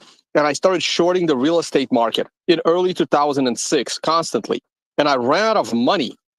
I was a trader, and I ran out of money due to my fundamental analysis of shorting the shit out of real estate 6 months too early. I ran out of money shorting real estate in the beginning of 2007. in February 2007, I had to go get a job. That job was at Bear Stearns because I basically blew up my portfolio constantly shorting home builders and real estate. And then within a year and a half, the entire company, Bear Stearns, went collapse because of the real estate crash. So just because you have good fundamental analysis and you understand what's going on in the markets doesn't mean you can time the trade. I should have trusted my TA better and kept longing as it kept going higher and higher and higher. Okay. And on that quick note that Richard says, yeah, I did call a top at 7,500 in Bitcoin in 2017. The reason for that is because I was bullish from about $700 all the way to $7,000 within 9 months. And to me, that looked like Bitcoin was ready to top. And while I was off on the price, I was wrong on time by about 2 weeks, because 2 weeks later, the top came. And I did go back to being a bull once it broke above 8,500 because of TA. But at that point, I kept saying, yeah, it's an exponential rise. So while you can make fun of it, that I did call the top for the year, I only missed it by 2 weeks. Granted, the price went up, doubled in 2 weeks, but that's what happens in FOMO. And this is why these things are hard to predict. But ultimately, we went way lower than 7,500. We went all the way down to 3. Yeah, I called the top at 20, and everyone got long the bottom to get their free Hex airdrop, which was worth like $500 million. You know, as the richest guy on this chat, I just think it's funny that the snake oil salesmen that have day jobs selling you snake oil are, and like, I don't, if you would have bought coins instead of playing the stock market, you would have made more money. If you would have bought coins instead of buying trading programs, you would have made more money. If you would have bought coins instead of going to conferences, you would have made more money. I've been in Bitcoin since 2011, and I got to tell you, when I went to the Bitcoin conference in Amsterdam in 2013, hey, that $1,300, $1,400, I wish I'd bought coins with it. It's just so stupid to give other people your money when you can just buy the thing that they're trying. But you know who makes all the money in crypto? The exchanges. And where do you think they get their money from? Direct traders. All the guys that make the most money are the guys that just create their own tokens out of thin air and sell it to stupid people. So you mean Satoshi? Are you talking about Satoshi right now? Oh my God. We'll be going through the debate in about 2 minutes. I want to give Wendy the mic and then NFT God to just your final. Wendy, let the boys talk. Get out of here. Over 3,000 listeners. I see Brett just joined. Brett, there's a schedule change. We're going to do the debate first before NFT Wendy hour. bothers me. So we've got over 3,000 people listening live. We had 75,000 people last week. So I think it's going to be a pretty interesting debate and very educational. But Wendy, I know you've been waiting for a while. Thank you for your patience. I'll give you the mic to give us your final take on this subject, and then NFT God, and then winner announcement and kick it off. There's just a whole lot of big dick swinging energy in here. Oh my goodness. Yes. Lord have Little mercy, dick swinging, y'all. more like Anyway. it. Little baby dick swinging. Listen. I don't care what people do. If you figure out a strategy that works for you, fantastic, do it. There's so many free technical analysis courses online. You don't have to pay for one. If you want to pay for one, pay for one. But when Tone was talking about how he spent, I believe it was $8,000, years and years ago for a technical analysis course, let's face it, college educations to get a piece of paper, a degree, costs a lot more than paying for a technical analysis course. And let me tell you something, I have a freaking degree that I got just to have one. I don't use my degree. Most people I know that have degrees don't use it. I'm not telling you not to go to college. I have 3, Wendy. I have 3 of those pieces of paper. Insane. Do you use them? Well, I did. I did when I worked on Wall Street. It was financial engineering, but not anymore. Yeah, but it did help me understand finance. So, well, sort of. It didn't really help me. It helped me get a job. It didn't actually teach me anything. Guys, the cost is not the cost of the course. The cost is you losing all of your money trying to do the stupid stuff the course teaches you. You're teaching people how to smoke crack better. They get wrecked. We can't all be gods like you, okay? Please. Let people, the thing is, I understand what you're saying, but if it works for somebody, that's okay. We shouldn't sit here and say, and tell people that they can't do what they want to do. We're in crypto for a reason. We're in crypto because we want to improve our quality of life. We want to have a better life. We want to kind of break away from these third-party oppressive entities. So if somebody is utilizing a little bit of technical analysis and utilizing networking or whatever it is, and they're able to do really well for themselves, just as long as it's done ethically, there's no problem with it. But you're saying, first of all, it's not ethical. When you win in a trade, you're taking someone else's money that wish you didn't have it. Instead, you could provide a gooder service and get their money honestly, That's and they not how want you to trading have their works. money. That is It's not not how- that is a lie. That is not how trading works. But it would go the same with your. But you have okay. For example, you have a project, you have a coin. It would be the same. It would be the similar type of ethics with that too. And I'm not going to sit here and tell you what you're doing is wrong or right. This is your. You opinion, can't say in the same breath you're trying to get rid of middlemen and then enrich the middlemen. The exchanges that get rich on all of you guys getting liquidated, experimenting, get rich because you're promoting them. You're promoting them. You're promoting these guys that are getting wrecked on 50x leverage, 20x leverage, 3x leverage. People don't realize 3x leverage is a lie. I have never in my life told somebody to use 50 times leverage. On my channel, we talk about very safe practices. I have said it time and time again till I'm fucking blue in the face. So what's left? What's safe leverage? Tell me what safe leverage is. Let me finish talking. Thank you. Because guess what? I am not some docile female that will sit here and get bodied by any of you. Okay. Let me tell you something. We talk about safe practices. If you're not an experienced trader, you have no business using leverage. None at all. And we advocate for people that do want to get started with leverage trading, use the demo account. Then go ahead and try it. But that's your business. I don't see why anybody would want to use more than 2 to 3 times leverage. It makes absolute Can you no throw some sense to laughs me. And you can do on your just thing? as well Can you do a little trading laughter? if you're using spot. That's fine with me too. Yeah, give me a second. I'm in the bother. Is we shouldn't sit here and dictate what other people do with their money and how they spend their time. I respect Richard. I respect Tone. I respect Mario. I respect everybody speaking in this chat. But what I don't like is I don't like the bullying, and I don't like other people telling other people what they can and can't do with their time. But you just told them that. You just told them not to take leverage. Kumbaya, my lord. Because you shouldn't. Because it's not. Because you shouldn't take 50 times leverage. It's fucking stupid.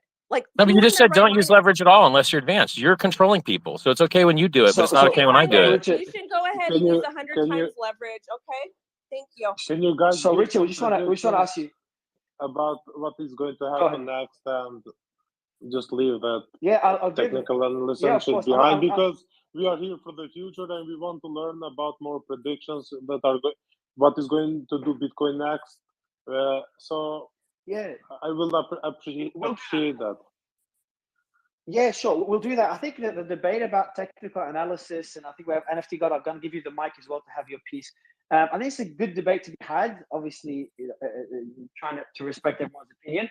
I would say, and NFT God, before I give you the mic, I'd say, like, I was a guy that was anti-courses for a long time, but not anti-education. What I mean by this is there's people that sell courses, just sell shit, and they don't care about giving value to their audience just for the sake of selling. That's how they make money. And you got those gurus, I'm not going to name them. But I know there's room for education, there's room for courses, and there's room for telling people objectively not how technical analysis works without saying this is the solution, this is the way to make $1 million. So if you say, hey, this is technical analysis, it helps you time the market, but you cannot just purely do technical analysis and become a millionaire. There's room for this. But we don't want courses that say, hey, if you do my course, you're going to become a millionaire through technical analysis. And this is how I made 1,000x using technical analysis. I'm against that. So I'm somewhere in the middle. NFT God, I'd love to get your take because I know you're on the more against technical analysis. Would you agree with me? Like somewhere in the middle is the right place, and there's Mario. No, I completely agree. I completely agree with everything you just said. I just like to talk real quick for 45 seconds uninterrupted because I'm sure this might annoy some people. But TA is important. It should be like the 6th most important skill you have, right? A lot of the snake oil salesmen on YouTube and on this stage who are going to charge you $500 for a course, they're going to tell you, learn this. Look at me, I'm rich. I got a jet. You're going to make all this money too by buying this course. It's important to know it's like the 6th most important skill. If you want to learn it, send me a DM. I'll give you all the resources for free, but please do not spend $400 on a course. Just question why someone who's getting so rich off TA is charging you money. I'm happy to teach it to you for free. Thank you. Well, I want to add too on my channel. I don't have any paid services. I don't have any paid courses. I always direct people to investopedia.com because it was 100% free. She doesn't have any paid courses, but she just wants you to leverage trade with her referral link. You guys need that too. Because she's And an expert the other trader, thing and is all her I followers are think some also people do expert need to pay for traders. particular courses. And if it's something that's not absolutely crazy, sometimes people need guidance and they need more than just reading or watching or whatever it is. And I think that it's great, NFT God, that you would be willing to help people and do like one-on-one stuff. That's fantastic. But we do have to take into consideration that sometimes people do need additional help. They have questions. They need things that are answered to them, and that's okay. But I don't feel like, so there's some courses that are absolutely stupid and crazy. So real but again, quick, Investopedia. so real quick, I have never seen anyone. I have never seen anyone in my life learn how to trade equity options for free and not lose all their money. I've never seen that. Tastytrade.com has all the free resources. I would say, guys, tastytrade.com to learn that. I'm gonna go Very somewhere free. in the middle, Tone. NFT God, let me know if you agree. So Wendy, first, I just fell in love with you today, just for the record. And I think we have 3,000 people. A lot of people would agree. I love your energy and appreciate you being here and having that. Man, you're strong. Respect. Now I want to go somewhere in the middle. I've never sold a course in my life. I used to have a video called "Fuck Paid Courses," but that's more for clickbait. I would say there's a lot of great free stuff. There's also a lot of shit that's available for free. There's a lot of great paid stuff, and there's a lot of shit that's paid.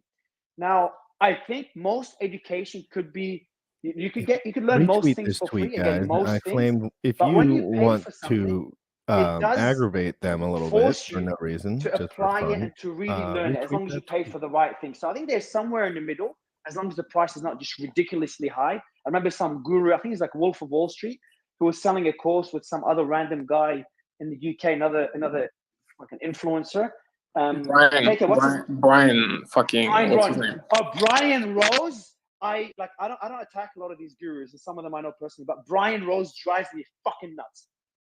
But they sold the course for $40,000 about how to trade crypto. That's bullshit. I think a few $100s is fine as long as you're educating the right thing. But it depends.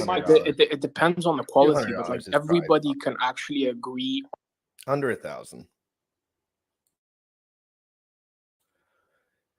Is it fair to say you can't ruin someone's life for under $1,000? It had so much like quality and value, whereas the boot camp, which is again $289, right? It's like the completion rate is a little bit higher, so there is a bit of a correlation with regards to completion rate and price from the aspect of skin in the game. Guys, we can Go ahead, sell courses as NFTs, and the floor price will hold the founders accountable.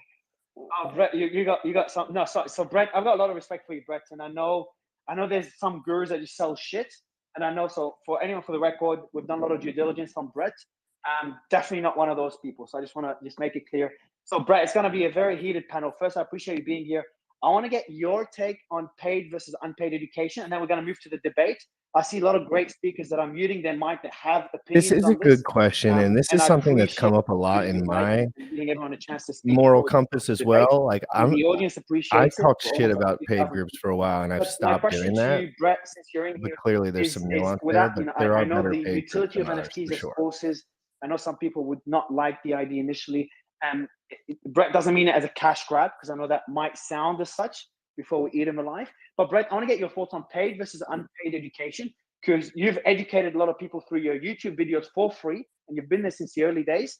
And then you've also launched an NFT that allows people access to your course. So it's like, instead of paying for a course, you buy an NFT that gives you access. It's like a different way to sell a course and allow people, like a book, like a textbook at a university. That NFT represents the textbook, and then once you learn the course, you can actually sell it again to someone else, and they can learn it. So you don't end up losing as much money. If anything, make more money if the price of the NFT goes up. There's more demand for your course. So I'd love you to touch on that concept, and then we can kick off the debate. Imagine leverage trading something that went up 69 million%. Yeah, so as far as paid courses go, you do need to incentivize the smartest people. I'm not calling myself one, but just in general, the smartest, most talented people in their field to spend their time educating others. Like, let's just be rational here. And secondly, selling a course as an NFT is the most consumer-friendly way to do it, while also holding that person accountable, because there's a floor price associated with what they're teaching and the information in their course. Currently, we see gurus selling a dream, Lambo in their ads saying this course will make you millions, buy my $1,500 course. You buy it, it's shit, and you're shit out of luck. If you sell access to a course as an NFT, you can buy the NFT, use it to token gate the information, learn the information, talk to your favorite guru, and then once you have the skills you need, you can then sell the NFT. And then the goal for the actual project founder would be to balance supply with the demand they're facing. And so it doesn't have to be a limited collection where it's only 1,000. It can be slightly inflationary, where if you like perfectly balance the supply with the demand, the floor price should be stable. And just the idea that you can pay for the course, access it, and then sell it to get your investment back to actually start that skill is a really beautiful concept to me. That's a nice idea. you. What you Thank could do, you. you could just put a percentage on the transactions. So That's exactly what I did. Course seller, Brilliant, Brett. Yeah, that's a smart idea. I just saw. So And then KK if just sent people me a like your message. course, then they're going to be selling it to other The people, message I and then sent you'll you is get a a joke, percentage. Mario. The message I sent you is a joke. Don't Oh, okay. don't announce this. You're gonna make I fools was of about, us. okay, okay, man. You gotta be careful. Tone, I'm trying to bring you back up. I know that Twitter just glitched, so you should be up any minute. Let us know if you. Oh, you're up. I'm All right. back. So, KK, what's up, man? All right. So first, it was a great debate for everyone. The debate was about technical analysis for anyone that just joined. There's gonna be 2 giveaway winners that are I think they were just announced on Telegram. So to win, we do $10,000 in giveaways every week, and you have to be in the space. You have to be listening in the space. You have to join the communities on Telegram and Discord. We announce them there because I don't want to just kind of break the flow of the discussion. We will kick off the debate that everyone's anticipating, and KK will introduce that debate. So what we did is we got some of the best people on the panel right now to discuss different topics. We're going to kick it off with talking about Bitcoin, the pros and cons, and then crypto. Trying to look at things from different lenses. We're going to have a lot of different perspectives. We're going to try to keep it respectful and educate the audience. We had 75,000 people listen to that discussion last week, where we touched on the pros and cons of NFTs and Bitcoin versus other blockchains. Let's keep track of these follower counts, right after especially people in the audience. One of the big Let's see after this stream. Oh, I wonder if somebody was on that Bitcoin from the Bitcoin beginning. I blockchain. wonder And how we many had people are on at here. 243. Which was interesting to see. How many And people I are think, on here, boys? He's at KK was 284 researching at the moment. Let's the see. topic. But There is yeah, KK, do about- you want to introduce to the audience the debate that Hold on, let everyone's me just check on waiting my for, I think it says on the top. and to the panelists that are on here, what we're going to be debating? Did it rug? No. Sounds like he rugged. Introduce the discussion. 100%. So we basically sort of flipped the agenda, and we're gonna go with the great Bitcoin debate first, considering the speakers and the panelists we have live with us right now.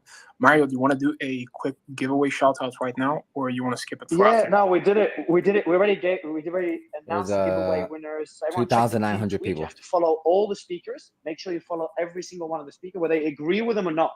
It's very important, actually. If you don't agree with technical analysis, I want you to follow the people that that believe in technical analysis, and vice versa. If you believe in technical analysis, I want you to follow the people that are against it. Richard, NFT God, and anyone else. And if you're in the middle, follow everyone, because I want you to question everything you believe. I hate echo chambers. That's why we try to get those panels. We try to get different perspectives of things, because if we get everyone that believes in Ethereum in a room about Ethereum where everyone loves Ethereum, and they can't understand the others. They can't see the other side of the coin. Same for Solana. Echo chambers, and I've made a tweet about this, are very dangerous. So we try to break that and give different perspectives as objectively as possible. So we announced the winners in the group. Make sure you follow all the speakers, join the communities, and then we'll be announcing 10 winners. No, 5 winners. 10 winners over the next throughout the show. And you have to be in the space. You have to share the space. Just check the pinned tweet, and you know what to do. For panelists that are in the audience, we'll be cycling the panelists as the discussion continues, and we always get surprise guests jumping in. We get that every show. We used to get it on Clubhouse as well. So anyone that's here that is requesting to speak, Romi's just running the room and organizing everyone to give the most value to the audience and allow the conversation to flow. But KK, I'll let you kick off the debate. I'll let you moderate the debate as well. We've got great people here. And then panelists, feel free to put your hand up as well whenever you want to jump in on a certain point. And we'll try to keep it clean, try to keep interruptions to the minimum. but we'll also let it flow freely as well. So we'll be somewhere in the middle. But KK, I'll let you introduce to the audience, to the 3,000 people listening, over 3,000 people now, the debate that we're going to be having today that everyone's been waiting for and everyone's been requesting. 100%. So this all sort of started from the last episode, the idea for this debate, and it's sort of a more specific continuation of the conversations we were having in the last episode as well, which you can find on Mario's profile. So for those that aren't aware, in the last episode we had a huge debate on Bitcoin versus Ethereum versus other coins as well, with huge profiles basically debating either for or against. The topics that we covered were basically around the lines of whether Bitcoin is more centralized than Ethereum, whether the upcoming ETH 2.0 release will fix any of the issues that Ethereum is facing today, and a lot more, but it was basically targeted along those lines. And the conversation did get a little bit heated at times. So again, you can find that on Mario's profile. So today, just to sort of combat the heat of the conversation, if it does spiral out of control, we will essentially just mute all. So we'll try to do that. So if it does come to a point of where there's like 4 different people just shouting at each other, don't take it negatively. We seriously appreciate all your opinions and the time that you're taking to actually debate this out. But we will have to mute all and then just essentially reset the conversation just so that we can keep it educational, right? Calm and humans talking to each other. But at the same time, I know I also don't want to just break the flow too much. I want it to be more as casual as possible. I also want to thank every one of the speakers. I'm going to try to keep my opinions to myself, and I'll try to be as non-binary as possible. And I have my opinions on certain topics, but I'll try to keep those to myself and get the speakers that know their shit to talk and give their opinions on the points. But I also want to thank each one of the speakers. Tone didn't have to be here. Richard didn't have to be here. Neither did Wendy, James, GBA, Bullish, NFT God, anyone, and all the panelists that are sitting there. Brett don't have to be here. They took time to join us. Of course, it's a pretty big audience, so reaching a big audience is always a good thing, but also a lot of them enjoy educating you all. So I hope you get value out of this. We're going to pin a tweet allowing you all to ask your questions as well, and you can do it in the Telegram and Discord community.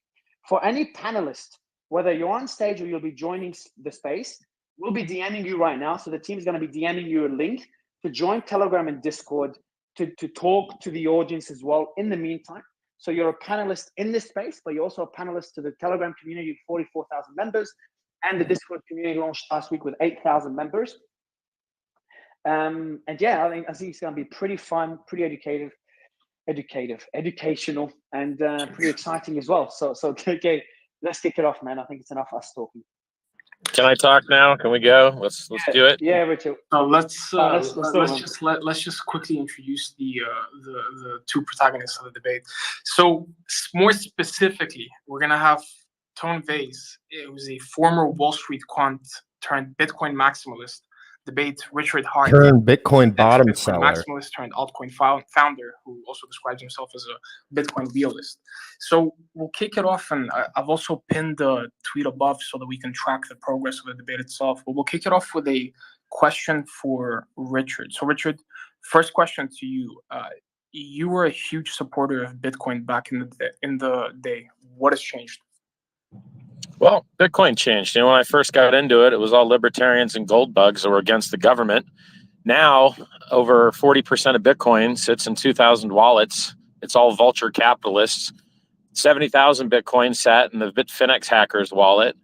Numerous Bitcoin has been seized by the government. So the government has seized Ross Ulbricht's Silk Road stash of who knows, 30, 50,000 Bitcoin, whatever it is. Mt. Gox has got 140,000 Bitcoin. So basically, a lot of people that own billions and billions and billions of dollars of Bitcoin are pretty trashy, scummy people. And all they're going to do is sell it and not have the same political beliefs as you. Blockstream used to have a block size increase on their roadmap, Bitcoin Core. They lied. I and Tone Vase and many other guys fought against the New York agreement where the mining companies tried to take over the protocol. And we were on the same side then. And then we got screwed because Blockstream got bought up by AXA Insurance Company, and the founder of, LinkedIn, Ross Reed Hoffman, And what happened? They started launching cloud mining, centralized cloud mining. They wanted to sell you. They started launching protocols that compete with Bitcoin, like the I don't even remember what they call it, some other network, some other parallel non-Bitcoin network. And so it was just business as usual, centralized scumbags and vulture capitalists taking over. And Bitcoin's roadmap is trash. You want anonymity? Everyone that's tried to be anonymous in Bitcoin's been tracked down and basically killed by the government. So you've got the guys that stole the Finex money. You know why they were sitting on 70,000 Bitcoin still? Because they couldn't get rid of it, because you can't get anonymous enough to get out of it. But if you used Bitcoin, or if you used Ethereum, you could, because you could use Tornado Cash. Guys that hack money in Ethereum actually get to keep their money they stole. But guys that hack money in Bitcoin, they're fucked. They can't get rid of it because you can't get anonymously rid of the shit. And you can't generate yield with it. So everyone gets altcoins to and generate yield, and they get wrecked and you know, stupid rug pulls. Or worse, they give their money to a centralized entity like Celsius or BlockFi or so many other horrible centralized entities that Bitcoin was invented to get rid of. But because the stupid protocol can't generate you any yield, you end up giving your keys to somebody else. And that's how Mt. Gox got their 140,000 coins. And that's how the Finex hacker got their 70,000 coins, because the protocol is such trash. Oh, and by the way, all you guys that promote margin trading, you're helping these centralized entities take keys out of people's hands. You're getting one guy on one side of the screen to pretend that he knows what's going to happen and take another guy's money. You got two guys on two different ends of the same screen trying to steal each other's money. And in the middle is the guy reaping all the rewards. Like the recently convicted or settled with the government BitMEX founders, those guys have got an insurance fund with, I don't know, 30,000, 50,000 Bitcoin in it. And it's really just their money. It's their retirement fund. They don't have to use it for insurance. And how do they get their 30 or 50,000 Bitcoin?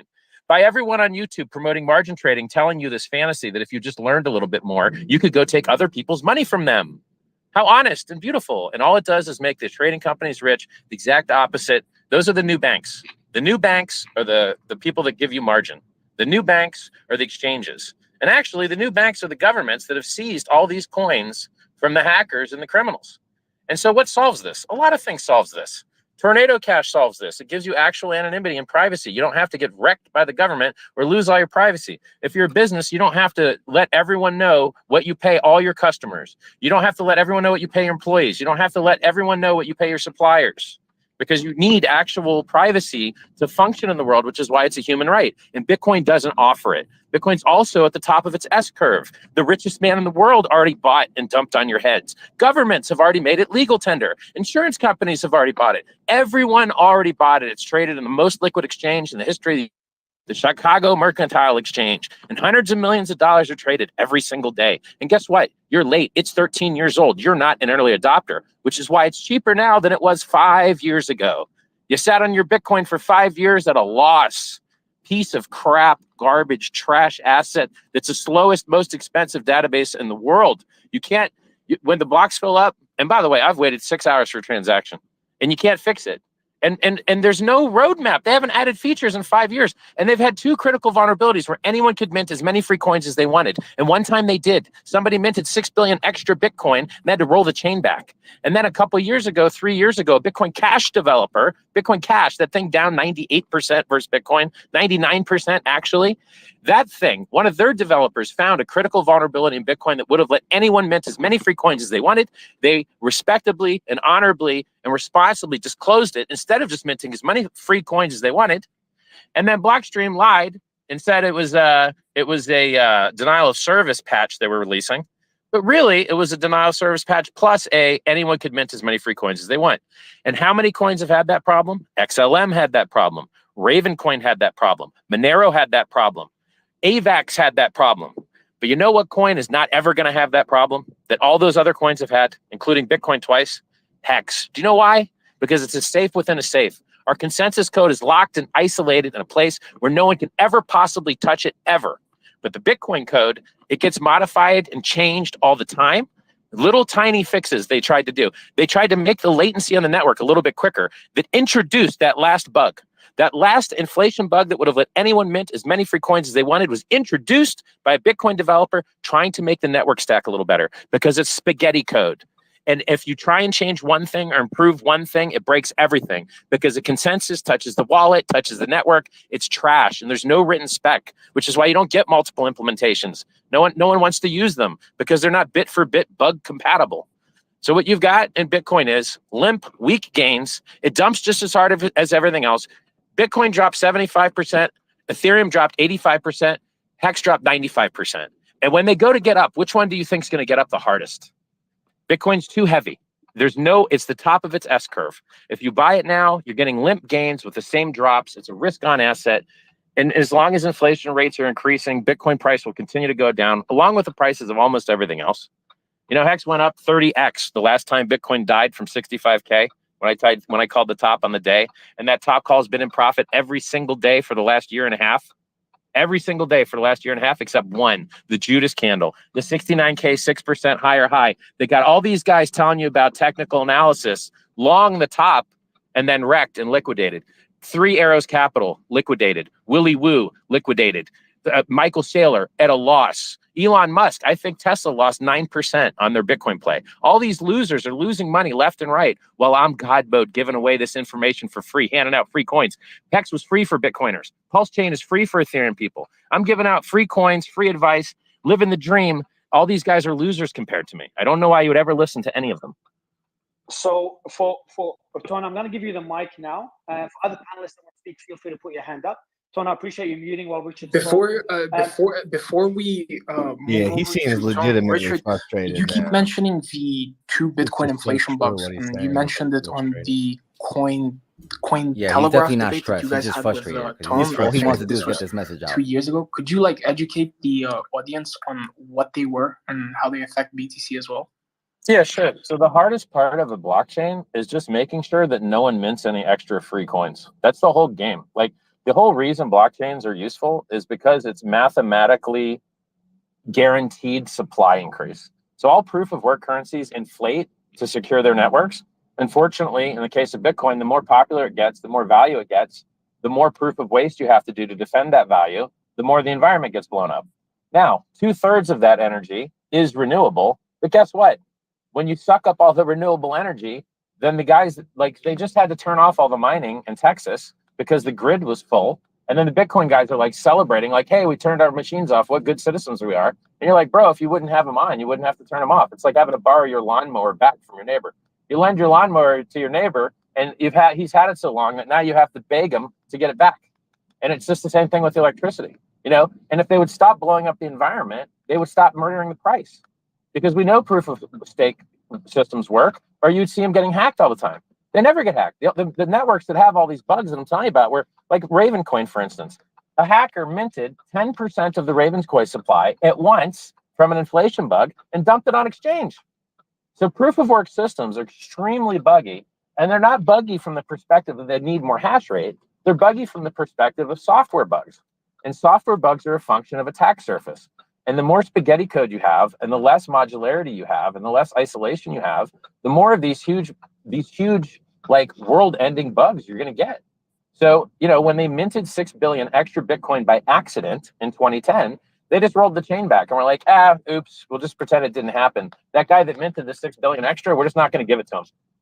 And that's what the Ethereum guys did back when Ethereum was big enough to just do whatever they wanted, or small enough to do whatever they wanted. Some guy like ran a smart contract and jacked everybody for their money. They said code was law until someone actually used the code to take their money. And then they said, oops, code's not law. We're forking the chain. Haha. And then they rolled the chain back with a default vote. Like, if no one voted, it just defaulted to taking away the quote hacker's money. But is he really a hacker if he just did what the code let him do? Right? And so like Bitcoin is the same thing. They have an inflation bug that lets some guy mint an extra 6 billion Bitcoin, but they're like, actually, we don't want you to have that 6 billion. We're going to take it back from you. And so when it happened 3 years ago, the guy that founded the Bitcoin Cash guy, he could have just minted as many free Bitcoin as he wanted. That's it. He would just perform a transaction on the network that would have put an extra million Bitcoin into his wallet, or 10 million Bitcoin, or 100 million Bitcoin. Because basically they made a mistake when upgrading the network to try and make it faster, to make the networking stack faster, less latency. They introduced a bug that let anyone mint as many free Bitcoin as they wanted. Now, Ethereum's never had that bug. And Hex is less likely to have that bug than either Ethereum or Bitcoin, because our consensus code doesn't touch anything else. It's locked and isolated and modular. And so like, it's like, this is the bug that bites everybody. The only other kind of bug that bites everybody is 51% attacks. And they really only happen to proof of work coins that have quite small minority hash I want to rate. welcome And that's the Matt reason Manning, ERC20s El never Presidente, have to 51% Crypto in attacks the on Morning. them, but Bicep small Culture. minority coins do. Like, I don't remember some of these little small coins that have had these problems, but so long story short, every time you try to improve Bitcoin, there's a chance you break it and make it a lot worse every single time because it's spaghetti code. And it's run by barely any guys. Peter Wooley, who's 80% of the commits to Bitcoin, just gave up his keys. He no longer can make commits on GitHub. He gave up his keys. Gavin Anderson, who Satoshi Nakamoto handed control to, abandoned the Bitcoin project as well. He works on Zero Cash stuff on side Ethereum. Bitcoin Jesus, he used to love Bitcoin. He left Bitcoin. I left Bitcoin. Everyone ends up leaving Bitcoin because Bitcoin doesn't care about you. It doesn't love you. And the second that the Bitcoin community sees that you're successful anywhere else, they will demonize you and make you the worst person in the world. Ask Trace Meyer, ask me, ask Gavin Anderson, ask Bitcoin Jesus, Roger Ver, ask any of us who are some of the most, powerful people in the space. We've all abandoned Bitcoin because Bitcoin abandoned us. When Bitcoin.org was hacked and a scam was on the homepage, did Satoshi come and do an emergency live stream to save Bitcoiners? No, but I did because I care more than he does. And when's the last time Satoshi gave you free coins? I give you free coins. He doesn't. Satoshi's dead or a coward. Vitalik's on stage every day. Where's Satoshi? This is stupid. Money is supposed to be a commodity. It's not supposed to care about you. It doesn't have consciousness. It's an unconscious commodity. It's not supposed to be biased. It's supposed to be neutral money. That is the precise problem with Hex, and that is why Bitcoin is better than Hex. It's unbiased, neutral money. It's a tool. So Hex is up 250x versus Bitcoin right now. 250.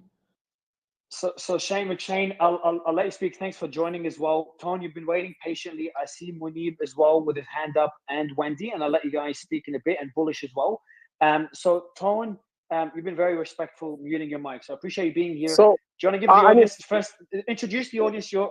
Richard, you and Richard, you go way back. So just to touch on that, because a lot of people don't know that, and then address the points made by Richard, especially about Bitcoin, and if you want to touch on Hex as well. Hey Mario, honestly, I really don't mind Wendy and Munib going in front of me if they're going to be quick.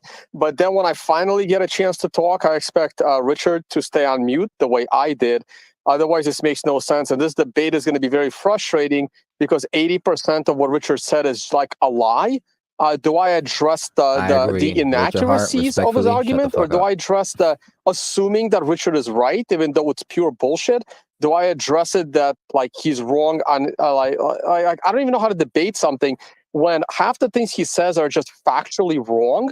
Like, do I debate the facts or do I debate the concept? I have absolutely no idea. So let me think about that as I let Wendy and Munib say something. So Ton, I'll let you prepare your arguments. Big rack. Tone's dialing a friend right now. He's calling all his homies.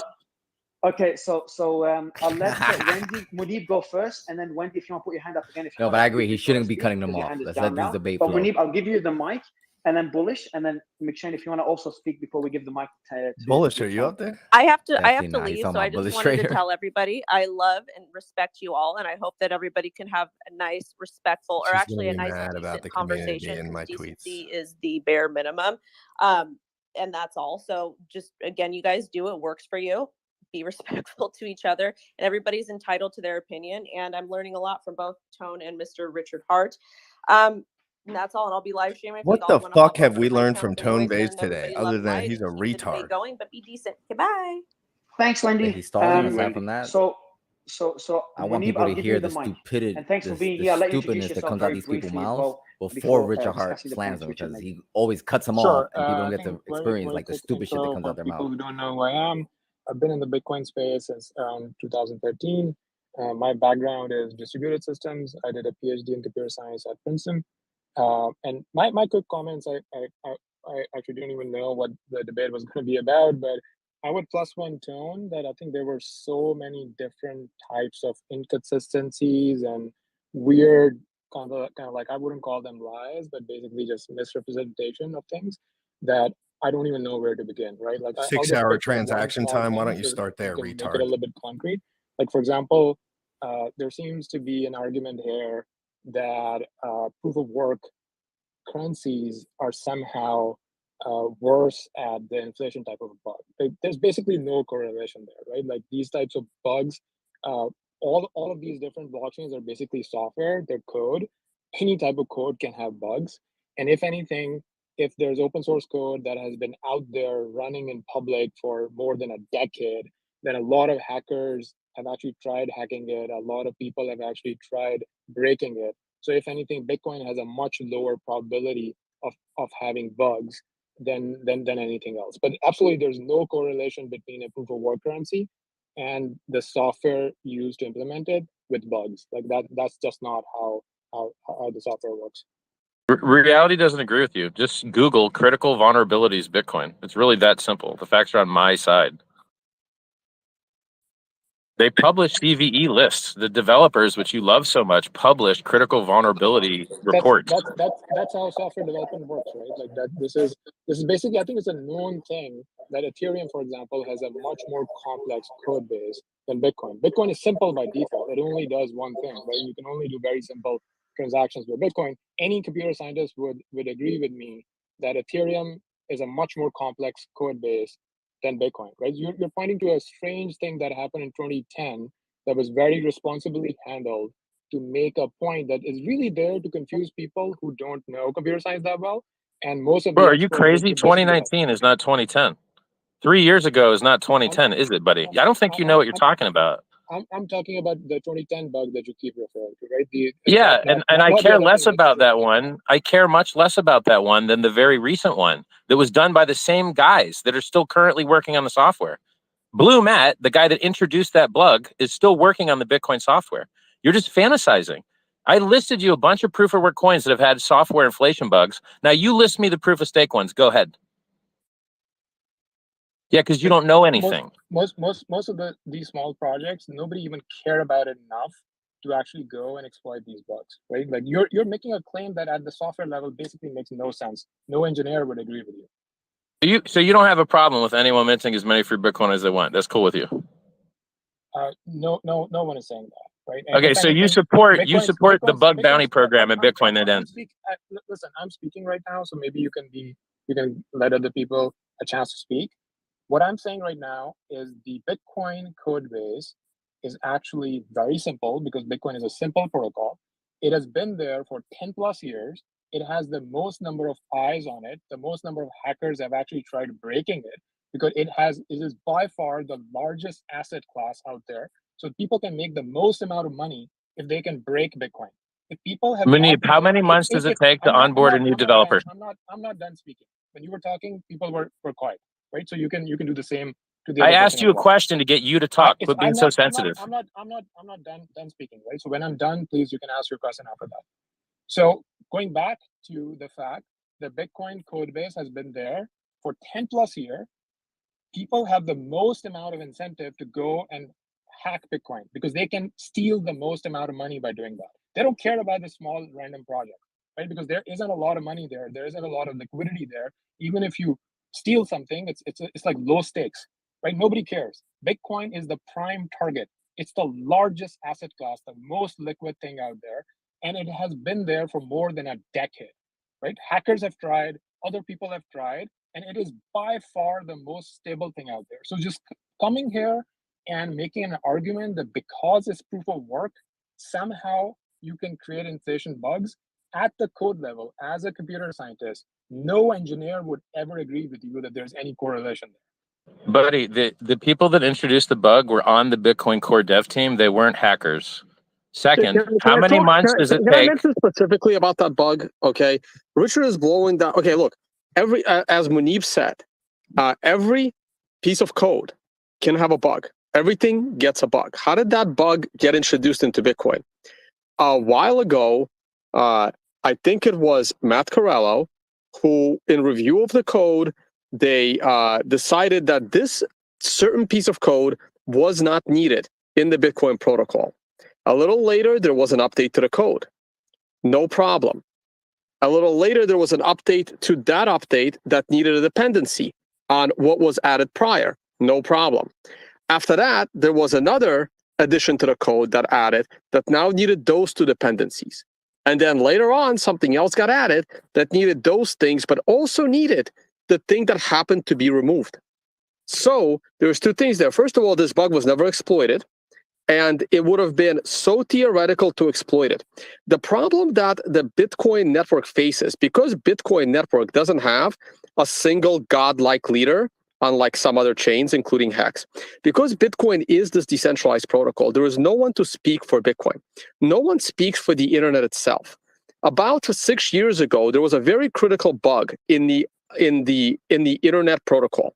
The whole internet, the entire internet was in jeopardy. Very few internet developers, the TCP/IP layer developers, they all got together in secret, and they knew this bug existed, and they had to fix it before the entire internet could have been exploited. Everything, every single website, every single thing. They fixed it. You can Google this, by the way. I think it was about a decade ago, maybe less, maybe like 7 years ago. They fixed it in secret because very few people knew it was there. And they basically saved the entire internet from being taken down. These things happen.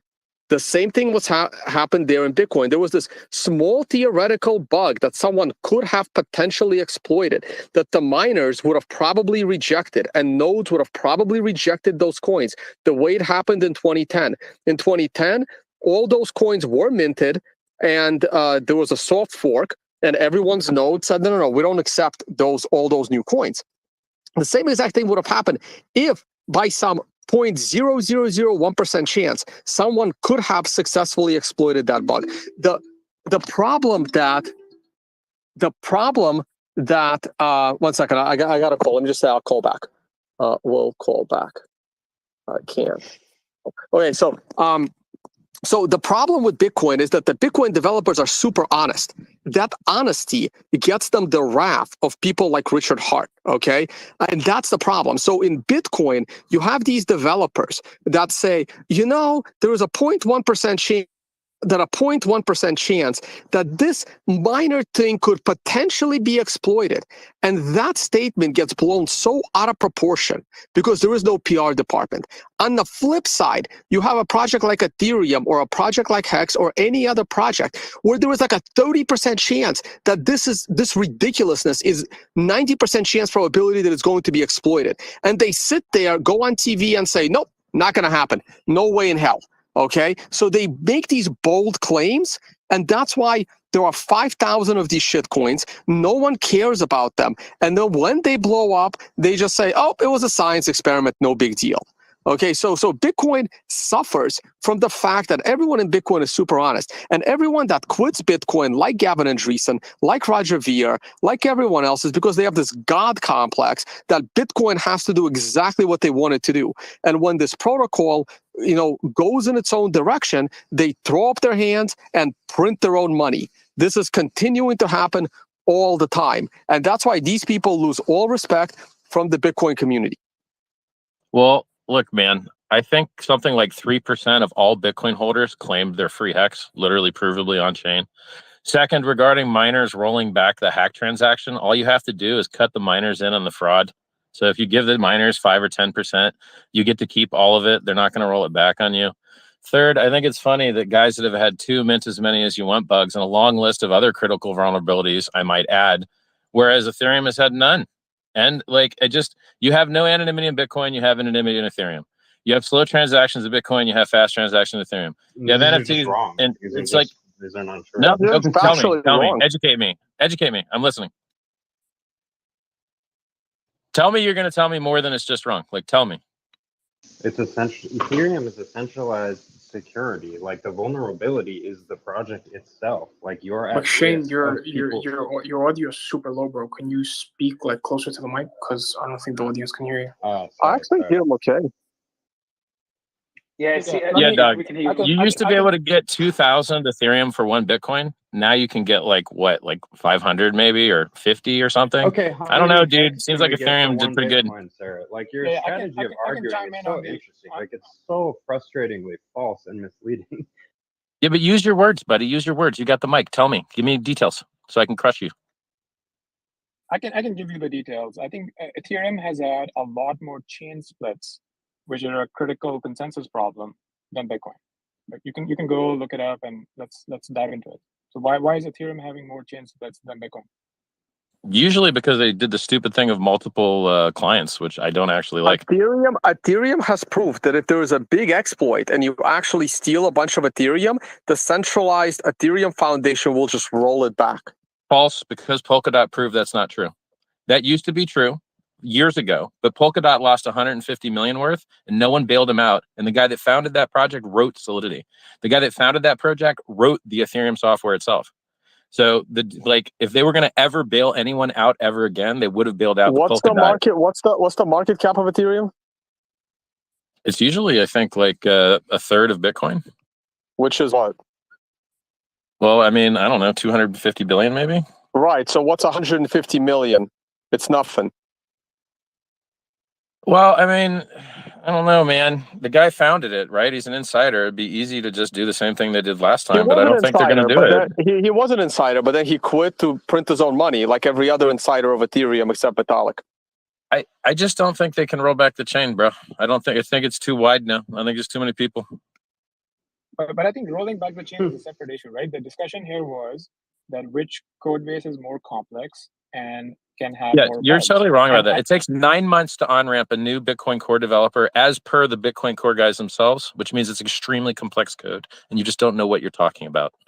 It's because you have to make sure you don't do something stupid. So you want to learn the whole code base. Like in Ethereum, you can just go and start programming right now. No one cares. No, I think maybe There's one guy on this call who actually knows about software, and it's me. So I don't know why you trader guys think you know so much. You don't. So Go ahead, Rudy. Vitalik himself admits that Ethereum base layer and code base is more complex than Bitcoin, but Richard here knows. Hey, how much Bitcoin Consensus has a $250,000 bug bounty program for Ethereum? How much is the Bitcoin Core bug bounty program? Well, Bitcoin. Where is the money? Okay, Richard. Where is the money? Where is the money coming from? Right. It's great when you have people printing their own money, like yourself, have all this money to pay other people. Chain Code Labs could pay it. They pay all the devs already. Where do they get the money? Chain Code Labs is doing all your dev for free already anyway. They could also have a bug bounty program. Why don't you crowdfund it? You could get 250K, dude. Go do it. Make Bitcoin better. All right. Are people noticing that Richard switches topic every time he's wrong on something? Like he first tried. You mean every time I'm right? He first tried saying that Bitcoin can have more bugs, and when I started talking about chain splits, he forgot about it. Started talking about something else, right? Then I was talking about a bug bounty program not relevant to bugs. Then we were talking about like, hey, is Ethereum code more complex? I brought up that Vitalik himself admits that Ethereum code is more complex, right? He didn't answer that. He started talking about something else. I think Ethereum's code is more complex, but that doesn't make it less secure. It just makes it a different failure mode. Not all complexity leads to the same type of failure. Listen, not all types of complexity lead to the same form of failure. You could say that Hex is more complicated than Ethereum because it's built on top of Ethereum, but that complication makes it less likely to have an inflation bug. Okay, so not all complexity is anti-security. How can that be a true statement? That makes no sense at all. Bro, it's like putting a safe in a safe. 0 cents to an engineer. It makes 0 cents to an engineer. It's basically this type of language only speaks to people who don't understand code and computer science. Just relax. I'm going to explain it to you in a way you understand, okay? If you have a safe and you put another safe inside it, that's more secure, right? And this is logic for two safes is more secure than one safe, right? So when you take a part of the code that's really important to you and you make it isolated and locked so that no one can ever edit it, it's more secure. That is a lie. That is impossible to do. Well, like no, it's not. That's by definition what a smart contract without admin keys is. No one believes you that you don't have admin keys to everything in Hex. No one in the world believes you except people that only listen to your bullshit on it. I would add this also isn't about Hex. Hex is worth 4 cents. No one gives a guys. Every ERC20 without admin keys has the same security property. It has nothing to do with Hex. It just happens to be that if you take your consensus code and lock it in a smart contract and it doesn't have admin keys, then it is more secure than Ethereum itself from an inflation bug perspective, and it is more secure than Bitcoin itself from an inflation bug perspective, because both Bitcoin and Ethereum do not have their consensus code for counting how many coins exist locked and isolated, which, by the way, is why it's so hard to actually figure out what the Ethereum supply is. And you have to run actual code. Bitcoin, which is secure through decentralization, something that Hex and Ethereum both lack. That decentralization secures you from 51% attacks. It does not secure you from bugs, which is the majority of the consensus failures in proof of work networks. They're bugs, which is why if you cared about security, you would have a bug bounty program and pay auditors like I pay auditors. I've spent more money on auditors for my code than Bitcoin spent for their code. That's because you're printing money. Yeah, you've also rogued more people than everyone. Yeah, I'm up 250x versus Bitcoin from January 5th of 2020. SMD, please. And that's after a fucking huge dip. This isn't about Hex. This debate is not about Hex. We're not here. I don't care about Hex, but you guys need to understand computer security. Better and worse exists, and you're advocating for worse. Okay, let me back up here. Richard is trying to make a claim that Bitcoin's biggest problem is inflation bugs in the code. For me, this is not a concern at all, because if there is one of these bugs that is exploited, which is very unlikely, my node would reject those coins. And this is why it's important to run your own node, something you can't actually do on Ethereum or anything built on top of Ethereum. So if Richard's code has an inflation bug, which he claims it can't, but Munib, the computer science PhD, and myself, who have a background in computer science, I have a financial engineering degree, and I did code on Wall Street, we're saying that he can still have an inflation bug. That's a computer science debate. But if he was to have some kind of a code failure, there are no nodes to reject it. He runs the only node. So he can either roll back the chain or there's anybody can do about it. So either his system is actually decentralized in a way that it dies the moment there is a bug, or his system is not decentralized at all and he can save it. In Bitcoin, guys, haven't you noticed that ERC20s are like extremely reliable? Like barely anyone ever has problems with bog standard ERC20s because they work really good. There's a reason for that. That's because Ethereum turned off Turing completeness after the DAO hack. No, they didn't. What are you talking about? You still have Turing complexity. It's an EVM. It's a virtual machine. You can do add, subtract, divide, multiply. You can do whatever you want. Congratulations. You can do 5th grade math. No, but you can do options. You can do time deposits. You can do peer-to-peer trading with no middlemen, which Bitcoin can't. You can do stable coins. You can do algorithmic stable coins. Bitcoin can run a node, which is the only thing that matters in a blockchain, is whether you can run a node. I can reject coins from an inflation bug. No, but you never will, and that's not true, because you run the code that the core devs give you, and you don't compile it yourself, and you don't verify that it doesn't send your keys off to them, and you wouldn't know where to look for that underhanded C++ code if they put it in there, which is why you can look up underhanded C as a contest where people compete to inject malicious bugs into otherwise very clean-looking C code, and very, very hard is it to get up to speed with C++, which is what Bitcoin Core runs. The Bitcoin DEXE is C++ code. You're going to do by default whatever the dev shoved down your throat because you as a non-dev don't have a choice. Your node is never going to do anything different from anyone else's node ever. Richard is making the... Yeah, okay, well, one last point. I'll give you the floor. Richard is making the claim that the most open code base with some of the most honest, articulate developers that have been super public about everything, that have a history of coding projects to protect people's privacy and like basically have very anti-government tyrannical mental views on that whole situation. That this group of developers is somehow more malicious than one or two developers you've never even heard of, who you don't even know their names, in all these other crypto projects, who may or may not be working for the government, who may or may not have been infiltrated to the government, who are coding and no one is even checking their shit.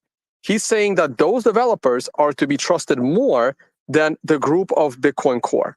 Good luck with that argument. I don't think the Bitcoin guys are malicious at all. I don't think they're malicious at all. I think it's just spaghetti code and hard to work with. C++ is hard to work with.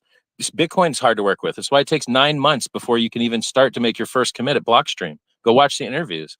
I don't understand you guys. You say Bitcoin's simple, and then I prove it's not, and you get mad. I say bug bounty programs are good, and Ethereum has one.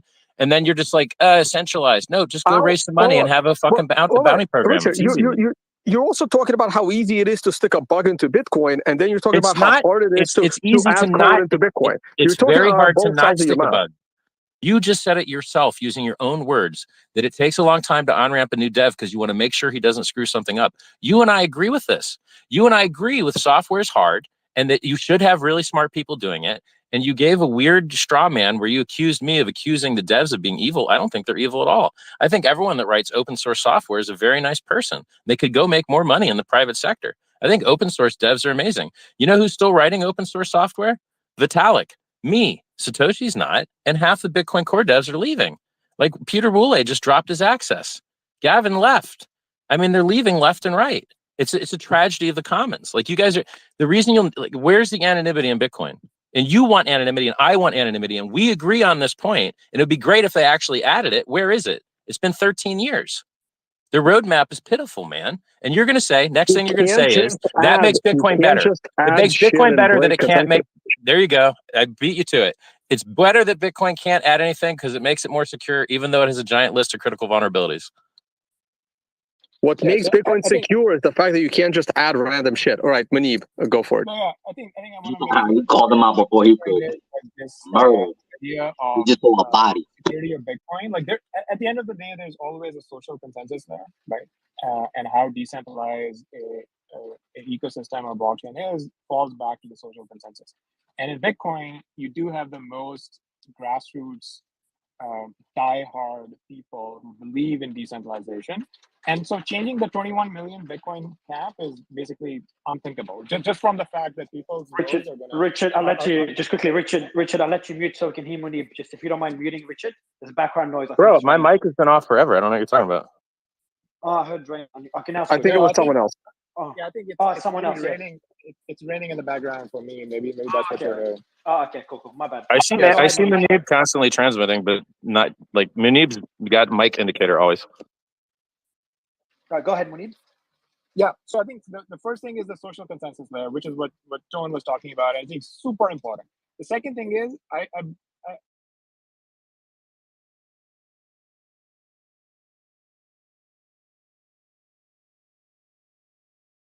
believe Richard's main argument is that somehow Uniswap V1, you have Uniswap V2, you have Uniswap V3. The same people can publish a new contract and just tell everybody, hey, here's the new contract code that you have to follow. And people do this all the time. Yeah, but that's a superior security model that was actually very innovative and the same one that I came up with. Everyone that makes a smart contract could include admin keys and introduce middleman security, beg some other guy not to do something evil. The right way to do security is to make the individuals upgrade their node and use social consensus to choose what the safe thing is. Uniswap V1 chose not to have their keys and make everyone else go through the hard work of moving all their liquidity manually and all their trading manually to a new system. It's a superior security model. So not having admin keys is what crypto was designed around, and having to force everyone to do that work to verify that they're on the real thing is the most secure thing you can have, which is, by the way, those systems have operated perfectly flawlessly for years. Bitcoin hasn't. Bitcoin has had, I don't understand why you guys are so mad at reality. Your devs on your team injected a bug, and now you're yelling at me like it's my fault. Your devs on your team injected a bug. It's your problem. What people are pushing back on is the misrepresentation that somehow there was some big problem with Bitcoin, right? There's big problems all the time, but you guys just don't read the CVE reports. Bitcoin only got stronger when that bug got fixed. I don't understand how Richard is saying it's a bad thing. This is a good thing. It's a good that it got fixed. It's just spaghetti code that's likely to get more bugs. That doesn't mean it's spaghetti code that's likely that doesn't prove anything. All the time, right? So he's over exaggerating a relatively small thing on a very secure system and basically play around with this idea that somehow smart contracts are more secure. They're not. Yes, they have a property that once you publish it and throw away the admin keys, you can't change that contract. But the people who publish the smart contract can publish a new one. And Hex, I haven't looked that deeply into Hex. It's not kind of like on the Please don't. I think it's better that you guys don't even talk about Hex. It's too confusing for you guys. It's better we just talk about Ethereum. But this is how this is what makes it popular. It's too confusing for anyone. It's bullshit. It's literally Hex is just Bitcoin with a proof of work change. We use ETH miners and we inflate to get people to lock their coins instead of blow up the environment with SHA-256. That's it. That's all it is. It's not hard. So you just one final thing about like Bitcoin innovation that keeps coming back up, that hey, Bitcoin doesn't innovate. The architecture there is that the base layer is simple. The base layer is not going to change. It's hard money, and people like that. And then there are Bitcoin layers, right? I work on one of them, right? There are all sorts of Bitcoin layers. Lightning is one. Stacks is one. RSK is one. There are new ones coming up, like the sidechain on Cosmos, and that's where experimentation happens. If you want more privacy, if you want tornado cash like stuff, you would publish that on a Bitcoin layer. Stacks could do it. Well, Liquid has it as well. All transactions inside the Liquid sidechain have what do you call them? They're confidential transactions. Thank you. Hey, do you run a Liquid node, Ton? I don't at the moment because I travel too much, but I plan to when I take some time off. And don't you have to pay someone for a hardware security module to run a Liquid node? Yes, Liquid is federated, but Stacks is not. Stacks is permissionless. I don't need to run a Liquid node. I can choose to if I want to. I would rather run Bitcoin than a Liquid node, truthfully. So Richard, I have a question for you. You were a big supporter of Bitcoin. You explained why your perspective changed. What are things you agree with when talking about Ton? We had things that you guys agreed on earlier in the space without being in the space at the same time. You made similar points. What are points you'd agree with that were mentioned by Munir, Ton, or Shane? So if you're worried about 51% attacks, then the network that has the highest hash rate is most secure about that. That would be Bitcoin. If you're worried about being able to buy $1 billion at once and not move the price, that would be Bitcoin. If you're worried about regulatory certainty and being registered as legal tender in El Salvador, that would be Bitcoin. If you want to put a laser eyes profile and feel good eating steak and hang out with other people that only eat steak, that would be Bitcoin. But all of these things has an opposite side. So yes, you can buy $1.5 billion of it without moving the price. But guess what? The price doesn't move, because if you buy $1.5 billion, that doesn't move it. So geez, how much do you have to buy to actually get it to move? You see? And so it's the same thing goes with the 51% attack stuff. Argument again. Richard is only interested in rugging y'all for USD. He's not interested. Like there's like no fundamental difference between your project. I'm the self-help author that gives away free self-help book for years. You are not. 290 pounds. What are you talking about? No one is seeking help from you. So let me get this straight. If Michael Jordan's coach couldn't dunk on him, you couldn't learn from him. If a homeless guy in the street tells you to brush your teeth, you don't brush your teeth.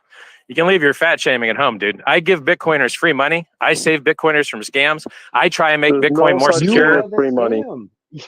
I said this. I literally said this to Alex Mashinsky's face in 2019. You cannot give everyone 7% interest. You're running a Ponzi scheme, and there's no difference here. There's Bitcoin miners make it. Bitcoin miners make that. Where's the Ponzi? Bitcoin miners mint air out of thin. I've minted Bitcoin. They don't. They burn electricity. There's a difference. No, it's worse. It's a huge negative externality. But for some reason, you like enriching hardware companies and electric companies. It's silly. They murder the Bitcoin price to buy pollution. Instead, you could just not murder the Bitcoin price and not buy the pollution. And as long as you still have a functioning consensus network, everybody's happy. The only time that's big as long as. No, but as soon I invented the term just-in-time security. I invented the term just-in-time security, which means when the government starts kicking down doors and making problems for everyone, you do a proof of work change. If the government started doing SHA-256 mining right now, how would Bitcoin protect itself? With a proof of work change. If the government started knocking down Ethereum miners' doors and making them change transactions, how would you fix that? With a proof of work change. So it's all social consensus anyway. If the government broke down your door and threw you in prison for 20 years, how would Hex perform? It would perform, well, I mean, okay, let's do that in theory. People think I have 85% of the supply. So if I go to jail forever, I don't know, maybe that's like Satoshi going to be dead, right? So the origin address has never sold a coin, never. But the Ethereum founders sold coins. And to tell you the truth, I don't know where Satoshi's kids may have put his coins. And I don't know who he had kids with. And I don't know how good his operational endpoint security was. Never sold coins. You're going to pretend really you haven't dumped on your PEX. No, he dumped all the Ethereum that people paid on day one to get his coins. No comment, Tone. Yep. What about? I got a lot of really cool stuff. I'm selling something for it, ain't I? What about the vulnerability if coins ever become active? And all of these OGs, who do you think Satoshi is? I mean, it doesn't, like, I think Satoshi's an English-speaking, rather works at a college kind of guy. Based on his spelling analysis, he puts 2 spaces after his periods, which means he's one of the last guys to learn on typewriter, so he's probably about my age or older. I'm 42. He spelled a lot of stuff with SE instead of ZE, which is an English thing. And if you do timing analysis on the times and when he posted and how quickly he responded to other people, you can't respond quickly to other people when you're asleep. So you can actually tell when a guy's awake because he can't queue messages to try and beat the timing analysis. So I think he's an English person on the UK time zone, probably based on the way his code looks, rather noob. You know, he wasn't used to working in a dev team. He's kind of doing it on his own. So I want to bring up, we've got a lot of members. So we mentioned Hex. James, I'll give you the mic. I've got a question for the panelists, but James, I know you were waiting to speak, so I'll give you the mic. And what about if coins start moving? Like all of this, Bitcoin's price and everything that's happening right now, like in the value of $1 trillion is all reliant on the coins not moving. What happens if the coins move? And what about that vulnerability? Like, I feel That's like not true, man. Bitcoiner just ignores that. Nah, it's not true. We have a number for that called days destroyed. We measure the length of time that a coin has remained dormant. And so if you look on bitinfocharts.com, you just search Bitcoin rich list, you can actually see a chart of how long coins have been sitting there. And, you know, some large amount of coins, which by the way is funny, market cap's supposed to be circulating supply. Circulating supply means moving. Bitcoin's founders, million coins, are sitting there counting as circulating supply, even though they've never moved. It's a scam. So actually, Bitcoin's market cap is about 5% lower than publicly advertised because everyone's a scammer. But that doesn't matter. Why does that matter if Bitcoin's market cap is 5% lower or greater? It fluctuates quite a bit. Why not just measure it accurately? Why not just measure the coins that have moved that are actually circulating? Why not? Or publish both numbers. I don't mind. Again, there's no CEO of Bitcoin, Richard. This is a coin market cap ranking site thing. This doesn't have to do with actual Bitcoin. Go talk to them. Well, like it's a complaint for Coin Market Cap, the website. We've already got a lawsuit against them. I don't think they want to talk to me. So excellent. And by we, I mean Mexicans, not me personally. So I want to bring up, we've got a lot of audience members, Richard, that have come from your community as well. Going back up, sorry. Are you suing Coin Market Cap? Is it because they're not listing Hex? Like why are you guys suing them? Well, basically, like malicious tort is when you make problems for someone else's ability to fulfill their contract, and it's actionable. And when you lie and say untrue things, it's actionable. Hex has had billions and billions and billions of dollars of market cap for years, and yet we're put at number 200. And if our price goes down, we're number 200. If our price goes up, we're number 200. But on the first page, they list things that go to zero, like yams and Luna and all types of other disgusting trash. Let's be clear, Hex is pretty damn fucking close to zero. It's 4 cents. Bro, I really hope you get to hang out with some Hexicans sometime. They will really educate you and show you what good life actually looks like. We're driving Lamborghinis, Ferraris, Bentleys, yachts, jets. We're winning the game. Period. No. I heard this from OneCoin. The guy with less Bitcoin than me is laughing at me right now. I think that's really funny. Hey, I mined full block solo, no pool, in 50 BTC rewards in 2011. How about you, buddy? How much BTC you got, dog? Richard, you're not going to win a debate with a Bitcoiner showing them how richer you are. I really don't care how rich you are. I don't have a Lambo. I don't want a Lambo. It's not why I'm here. Clearly, this is why you're here. You didn't make enough money in Bitcoin, so you have to start printing your own. Tone, I retired in 2003 with 150 million. Like, oh Jesus, dude! You guys need to go to richardhart.com and learn about who I am. I was a god before Bitcoin was invented. I was retired in 2003. Bitcoin was invented in 2009. Did he just say I was a god before Bitcoin was invented? That's right, correct, and still a god, fat god. So anyway, okay. So I don't even know what to say to that, right? Like I'm following. I like Bitcoin Just because admit, there is no just God. admit that Ethereum It's just a outpumps protocol. Bitcoin 3-1 since the COVID dip. Just admit it.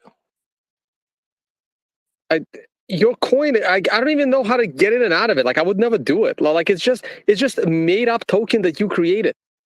It's not interesting. I told you Hex is too confusing for you guys. Just From talk an about Ethereum. It's economic easier. perspective, it is not interesting. It is just another Ponzi, just like Celsius just imploded, just like OneCoin imploded, just like BitConnect.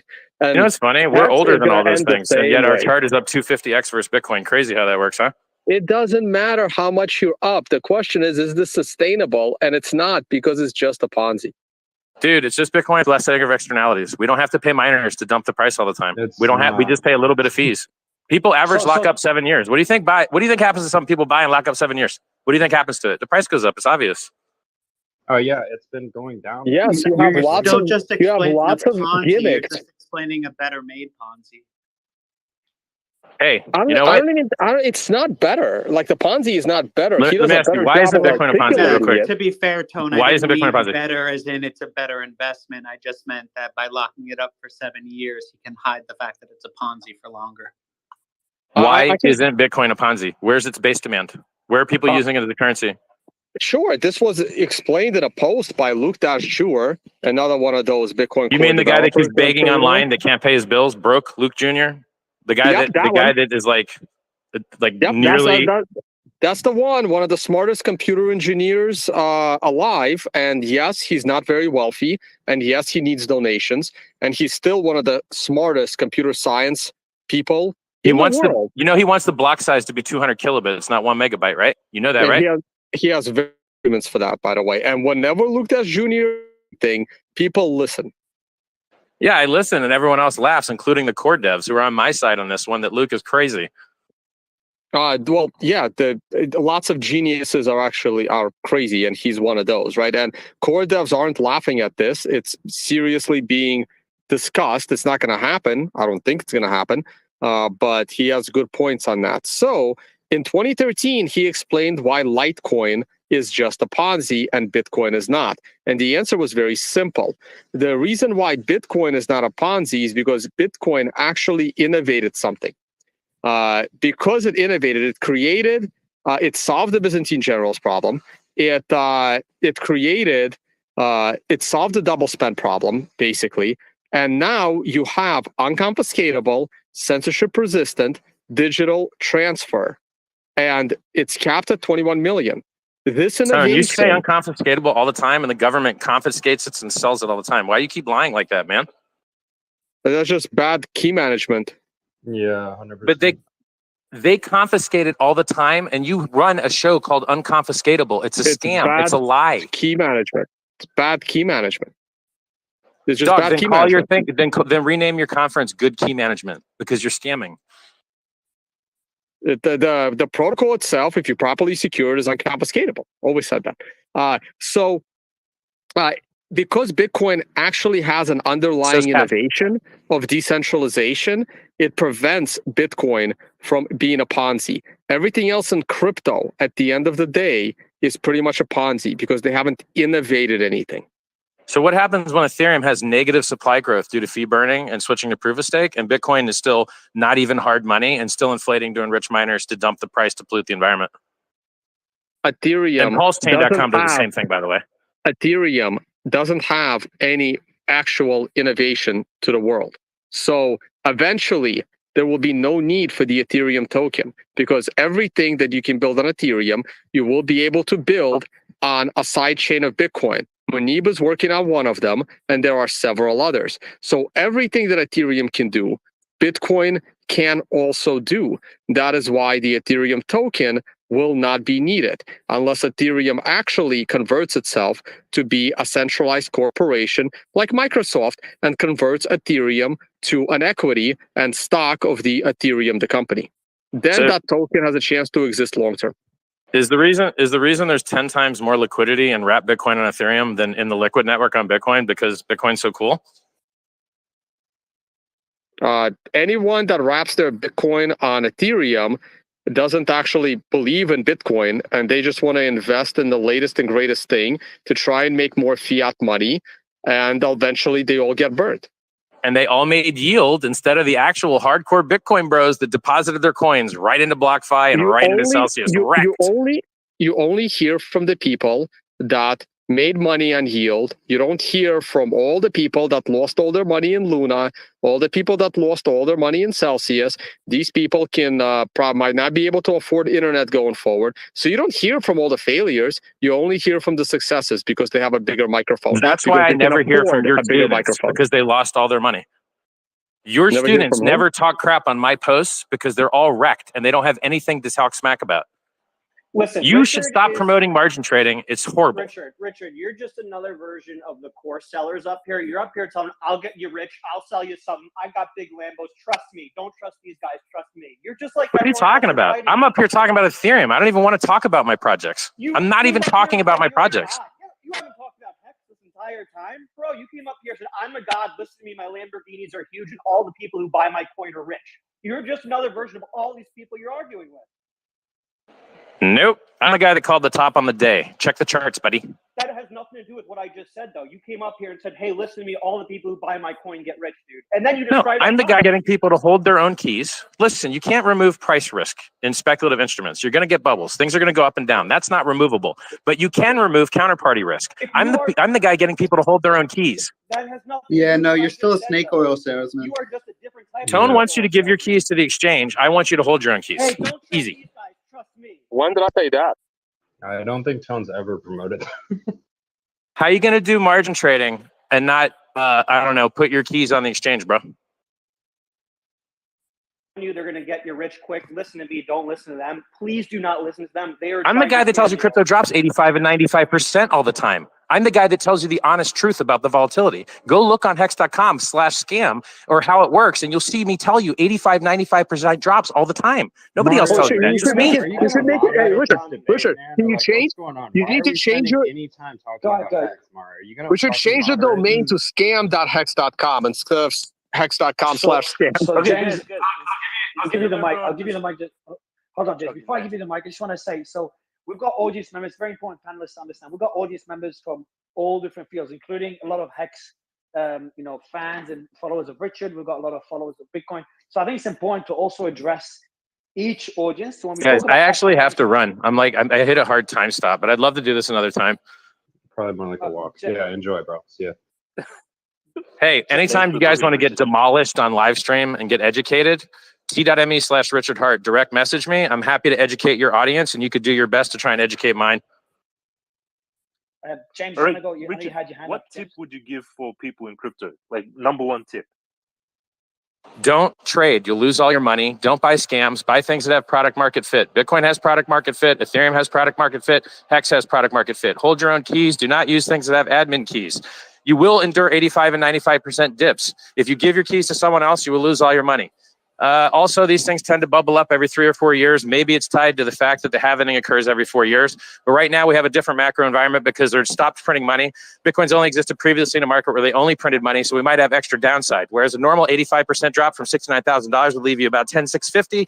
Now, because they slowed down the money printing, and it's a risk-on asset, and it's dropping with the stock market tied to interest rates, which they have to keep raising because of inflation, you might get a $5,000 downside target for Bitcoin. I hope it doesn't happen. I hope it stops at 85% like it did the last 2 or 3 times.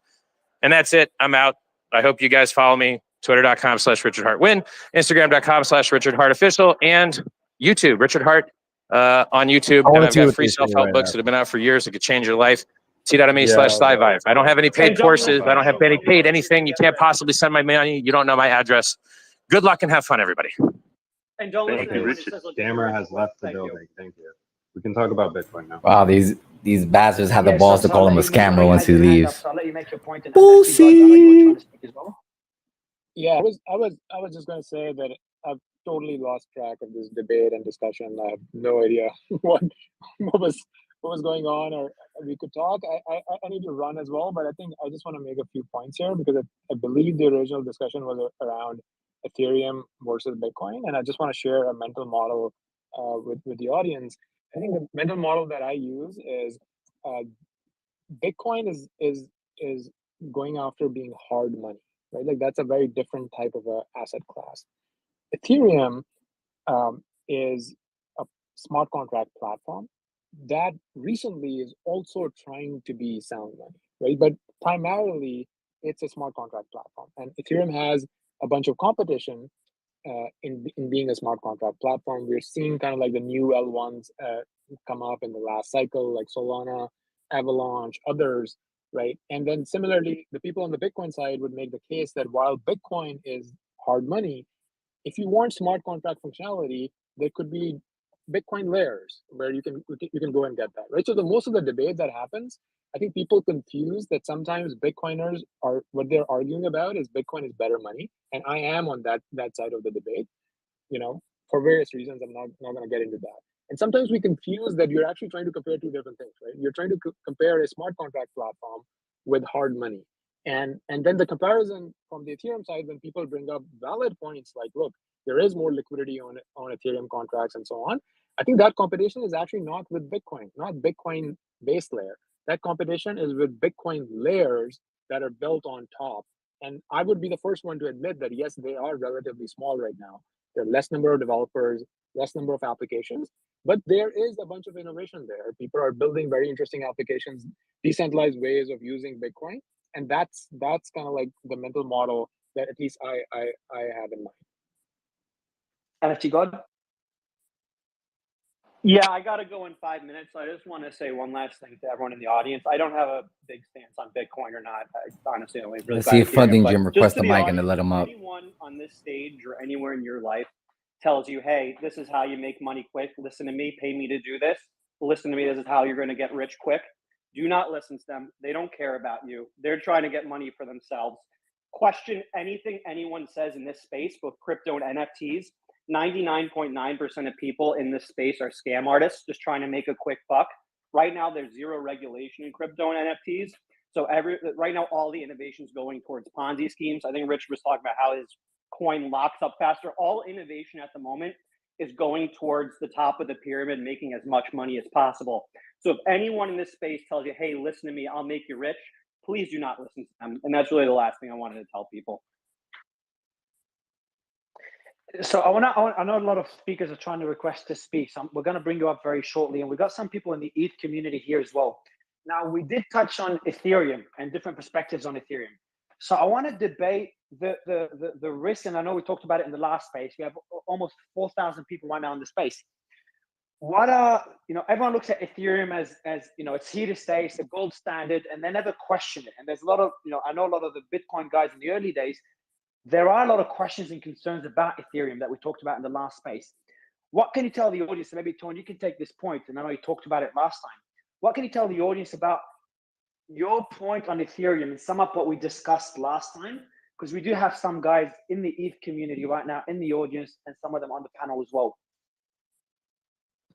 It's really hard to sum up ETH. I tried doing 4 different episodes of my podcast, Crypto Scam on ETH, on 4 different topics of Ethereum. 4 different challenges, let's say, that Ethereum has that Bitcoin doesn't have. Now, one of those seems to be no longer an issue, which is the regulation front. I always believed that Ethereum was an unlicensed, unregistered security. It is starting to get debated again as part of the Ripple case, but it's now been so long since the SEC has attempted to go after Ethereum for being a security, it is unlikely to happen. So one of the 4 big concerns that I had about Ethereum, it seems to be less of a concern over time, and that's if the federal government comes after Ethereum for being a security, and they win the case that Ethereum is a security, that means the Ethereum token cannot be traded on unlicensed, unregistered exchanges. That means Ethereum token has to come down from Coinbase, Kraken, everything, Binance, everything, because then they'll be in violation of trading registered securities. And the Ethereum token would now only be traded on the New York Stock Exchange or the NASDAQ, like a regulated US exchange or a foreign exchange, for example. So that was one of my main concerns in Ethereum. Okay, let's go to number 2. Number 2 concern of Ethereum was technological. Ethereum just can't scale. And the Ethereum people knew this. This is why they're trying to convert it from proof of work to proof of stake. I think it's going to be a big disaster. but hey, I've been wrong on Ethereum before. Okay, so because of all its technical challenges, you can't run a node. Good luck with that. Just the whole it just doesn't scale. I'm sorry, it doesn't scale. And I'm not technical enough to explain why it doesn't scale. I rely on better computer scientists than me as to why it doesn't scale. But I trust in those. Like, I don't know how to run a nuclear reactor, but I trust the nuclear scientists that the nuclear reactor closest to where I live is run safely, because I trust their science on running a nuclear reactor. So it's the same thing in blockchains. So the scaling problem, I can't run a node, that stuff. That's number two. Number three is the whole idea of smart contracts. I'm sorry, guys. Smart contracts are not new. They're not innovative. A soda machine is a smart contract machine. It's always been. You stick a $1, it's not $1 anymore thanks to inflation, but you stick $1 into a Coke machine and you get a Coke. That is a smart contract. There is no reason for that smart contract to be decentralized. Can you make the argument that that contract should be decentralized? Sure, you can make the argument. The whole Ethereum idea and the use case of Ethereum being the ability to launch smart contracts in order to get around regulation, in order to get around centralized entities. The only reason to decentralize a contract is to avoid censorship.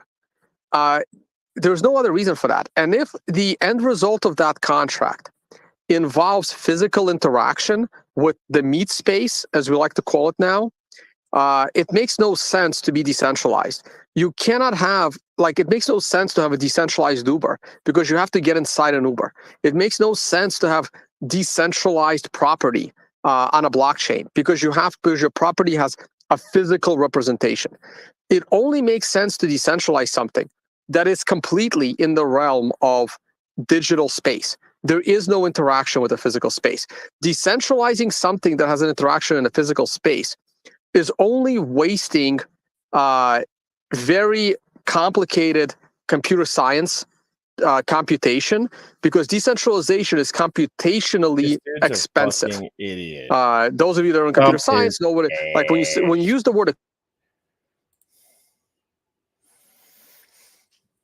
That's all you get. You can go to the I was eating some yogurt. You guys can go to Twitter if you really want to watch those retards talk. Excuse my language. I didn't mean to say that word so heavily. I take it back. Guys, I'm going to be on in 4 hours. It's your boy Jim Rat Crypto. If you're in here, go ahead and like and subscribe to the stream. I'm live every single day at 11 a.m. Eastern covering the best. I only cover the good stuff, guys. I'm not covering these guys that are lying. They're all just lying. They're all lying about their status. That's one of the biggest problems, is that they're lying about where they're at because they leverage traded, lost all their money, and now they're still really popular, so they have paid groups that have a lot of revenue. Period. End of story. I don't need a story. I understand the incentive structure. You have to make money, right? At some point, especially if you say you're a rich motherfucker. If you're like, I'm rich as shit, and take my trading course, but oh wait, if I just bought Bitcoin or Ethereum and just went about my life, I would have outperformed my trading 100-fold. Oh wait, that's called being an asshole and lying and not being truthful about the economy or the fair market that is crypto. It's an economy. It's a fair market. There is going to be manipulation, but you can change the rules to the manipulation a little bit. And that's what these boys don't like. They don't like that Satoshi made the rules and Richard Hart rewrote them, because nobody makes the rules in this fucking world. They think that first of all, they just self-admittedly don't know anything. I don't know about the guy at the end was like, I'm not a dev, but I know you can't do that easily. It's like, oh, wow. Oh, wow. The insight is absolutely incredible. Guys, I'll be back at 6 p.m. Eastern with DeFi Proof. We're talking about the Hex music video. And we want Lambos. Lambos, Lambos, Lambos. Guys, crypto in the morning, in the afternoon now. Crypto in the morning. Intro song, guys. Biceps for bullish in the chat. Check out the intro song with the lyrics, guys. It's a banger. You already know what time it is. Crypto in the morning. Crypto in the morning. Crypto in the morning. Waiting on phone. Crypto in the morning. Crypto in the morning. Crypto in the morning. Crypto in the morning. Crypto in the morning. Waiting on phone. Crypto in the morning. Crypto in the morning. Smoking a blunt on my way to the gym. 11 a.m. and I'm already tuned in. Got me some hacks and I'm making a steak. Got me some heads on, I'm making it rain. Pay me some maxi and that's just in case. Jim Reddit sent me to show you the way.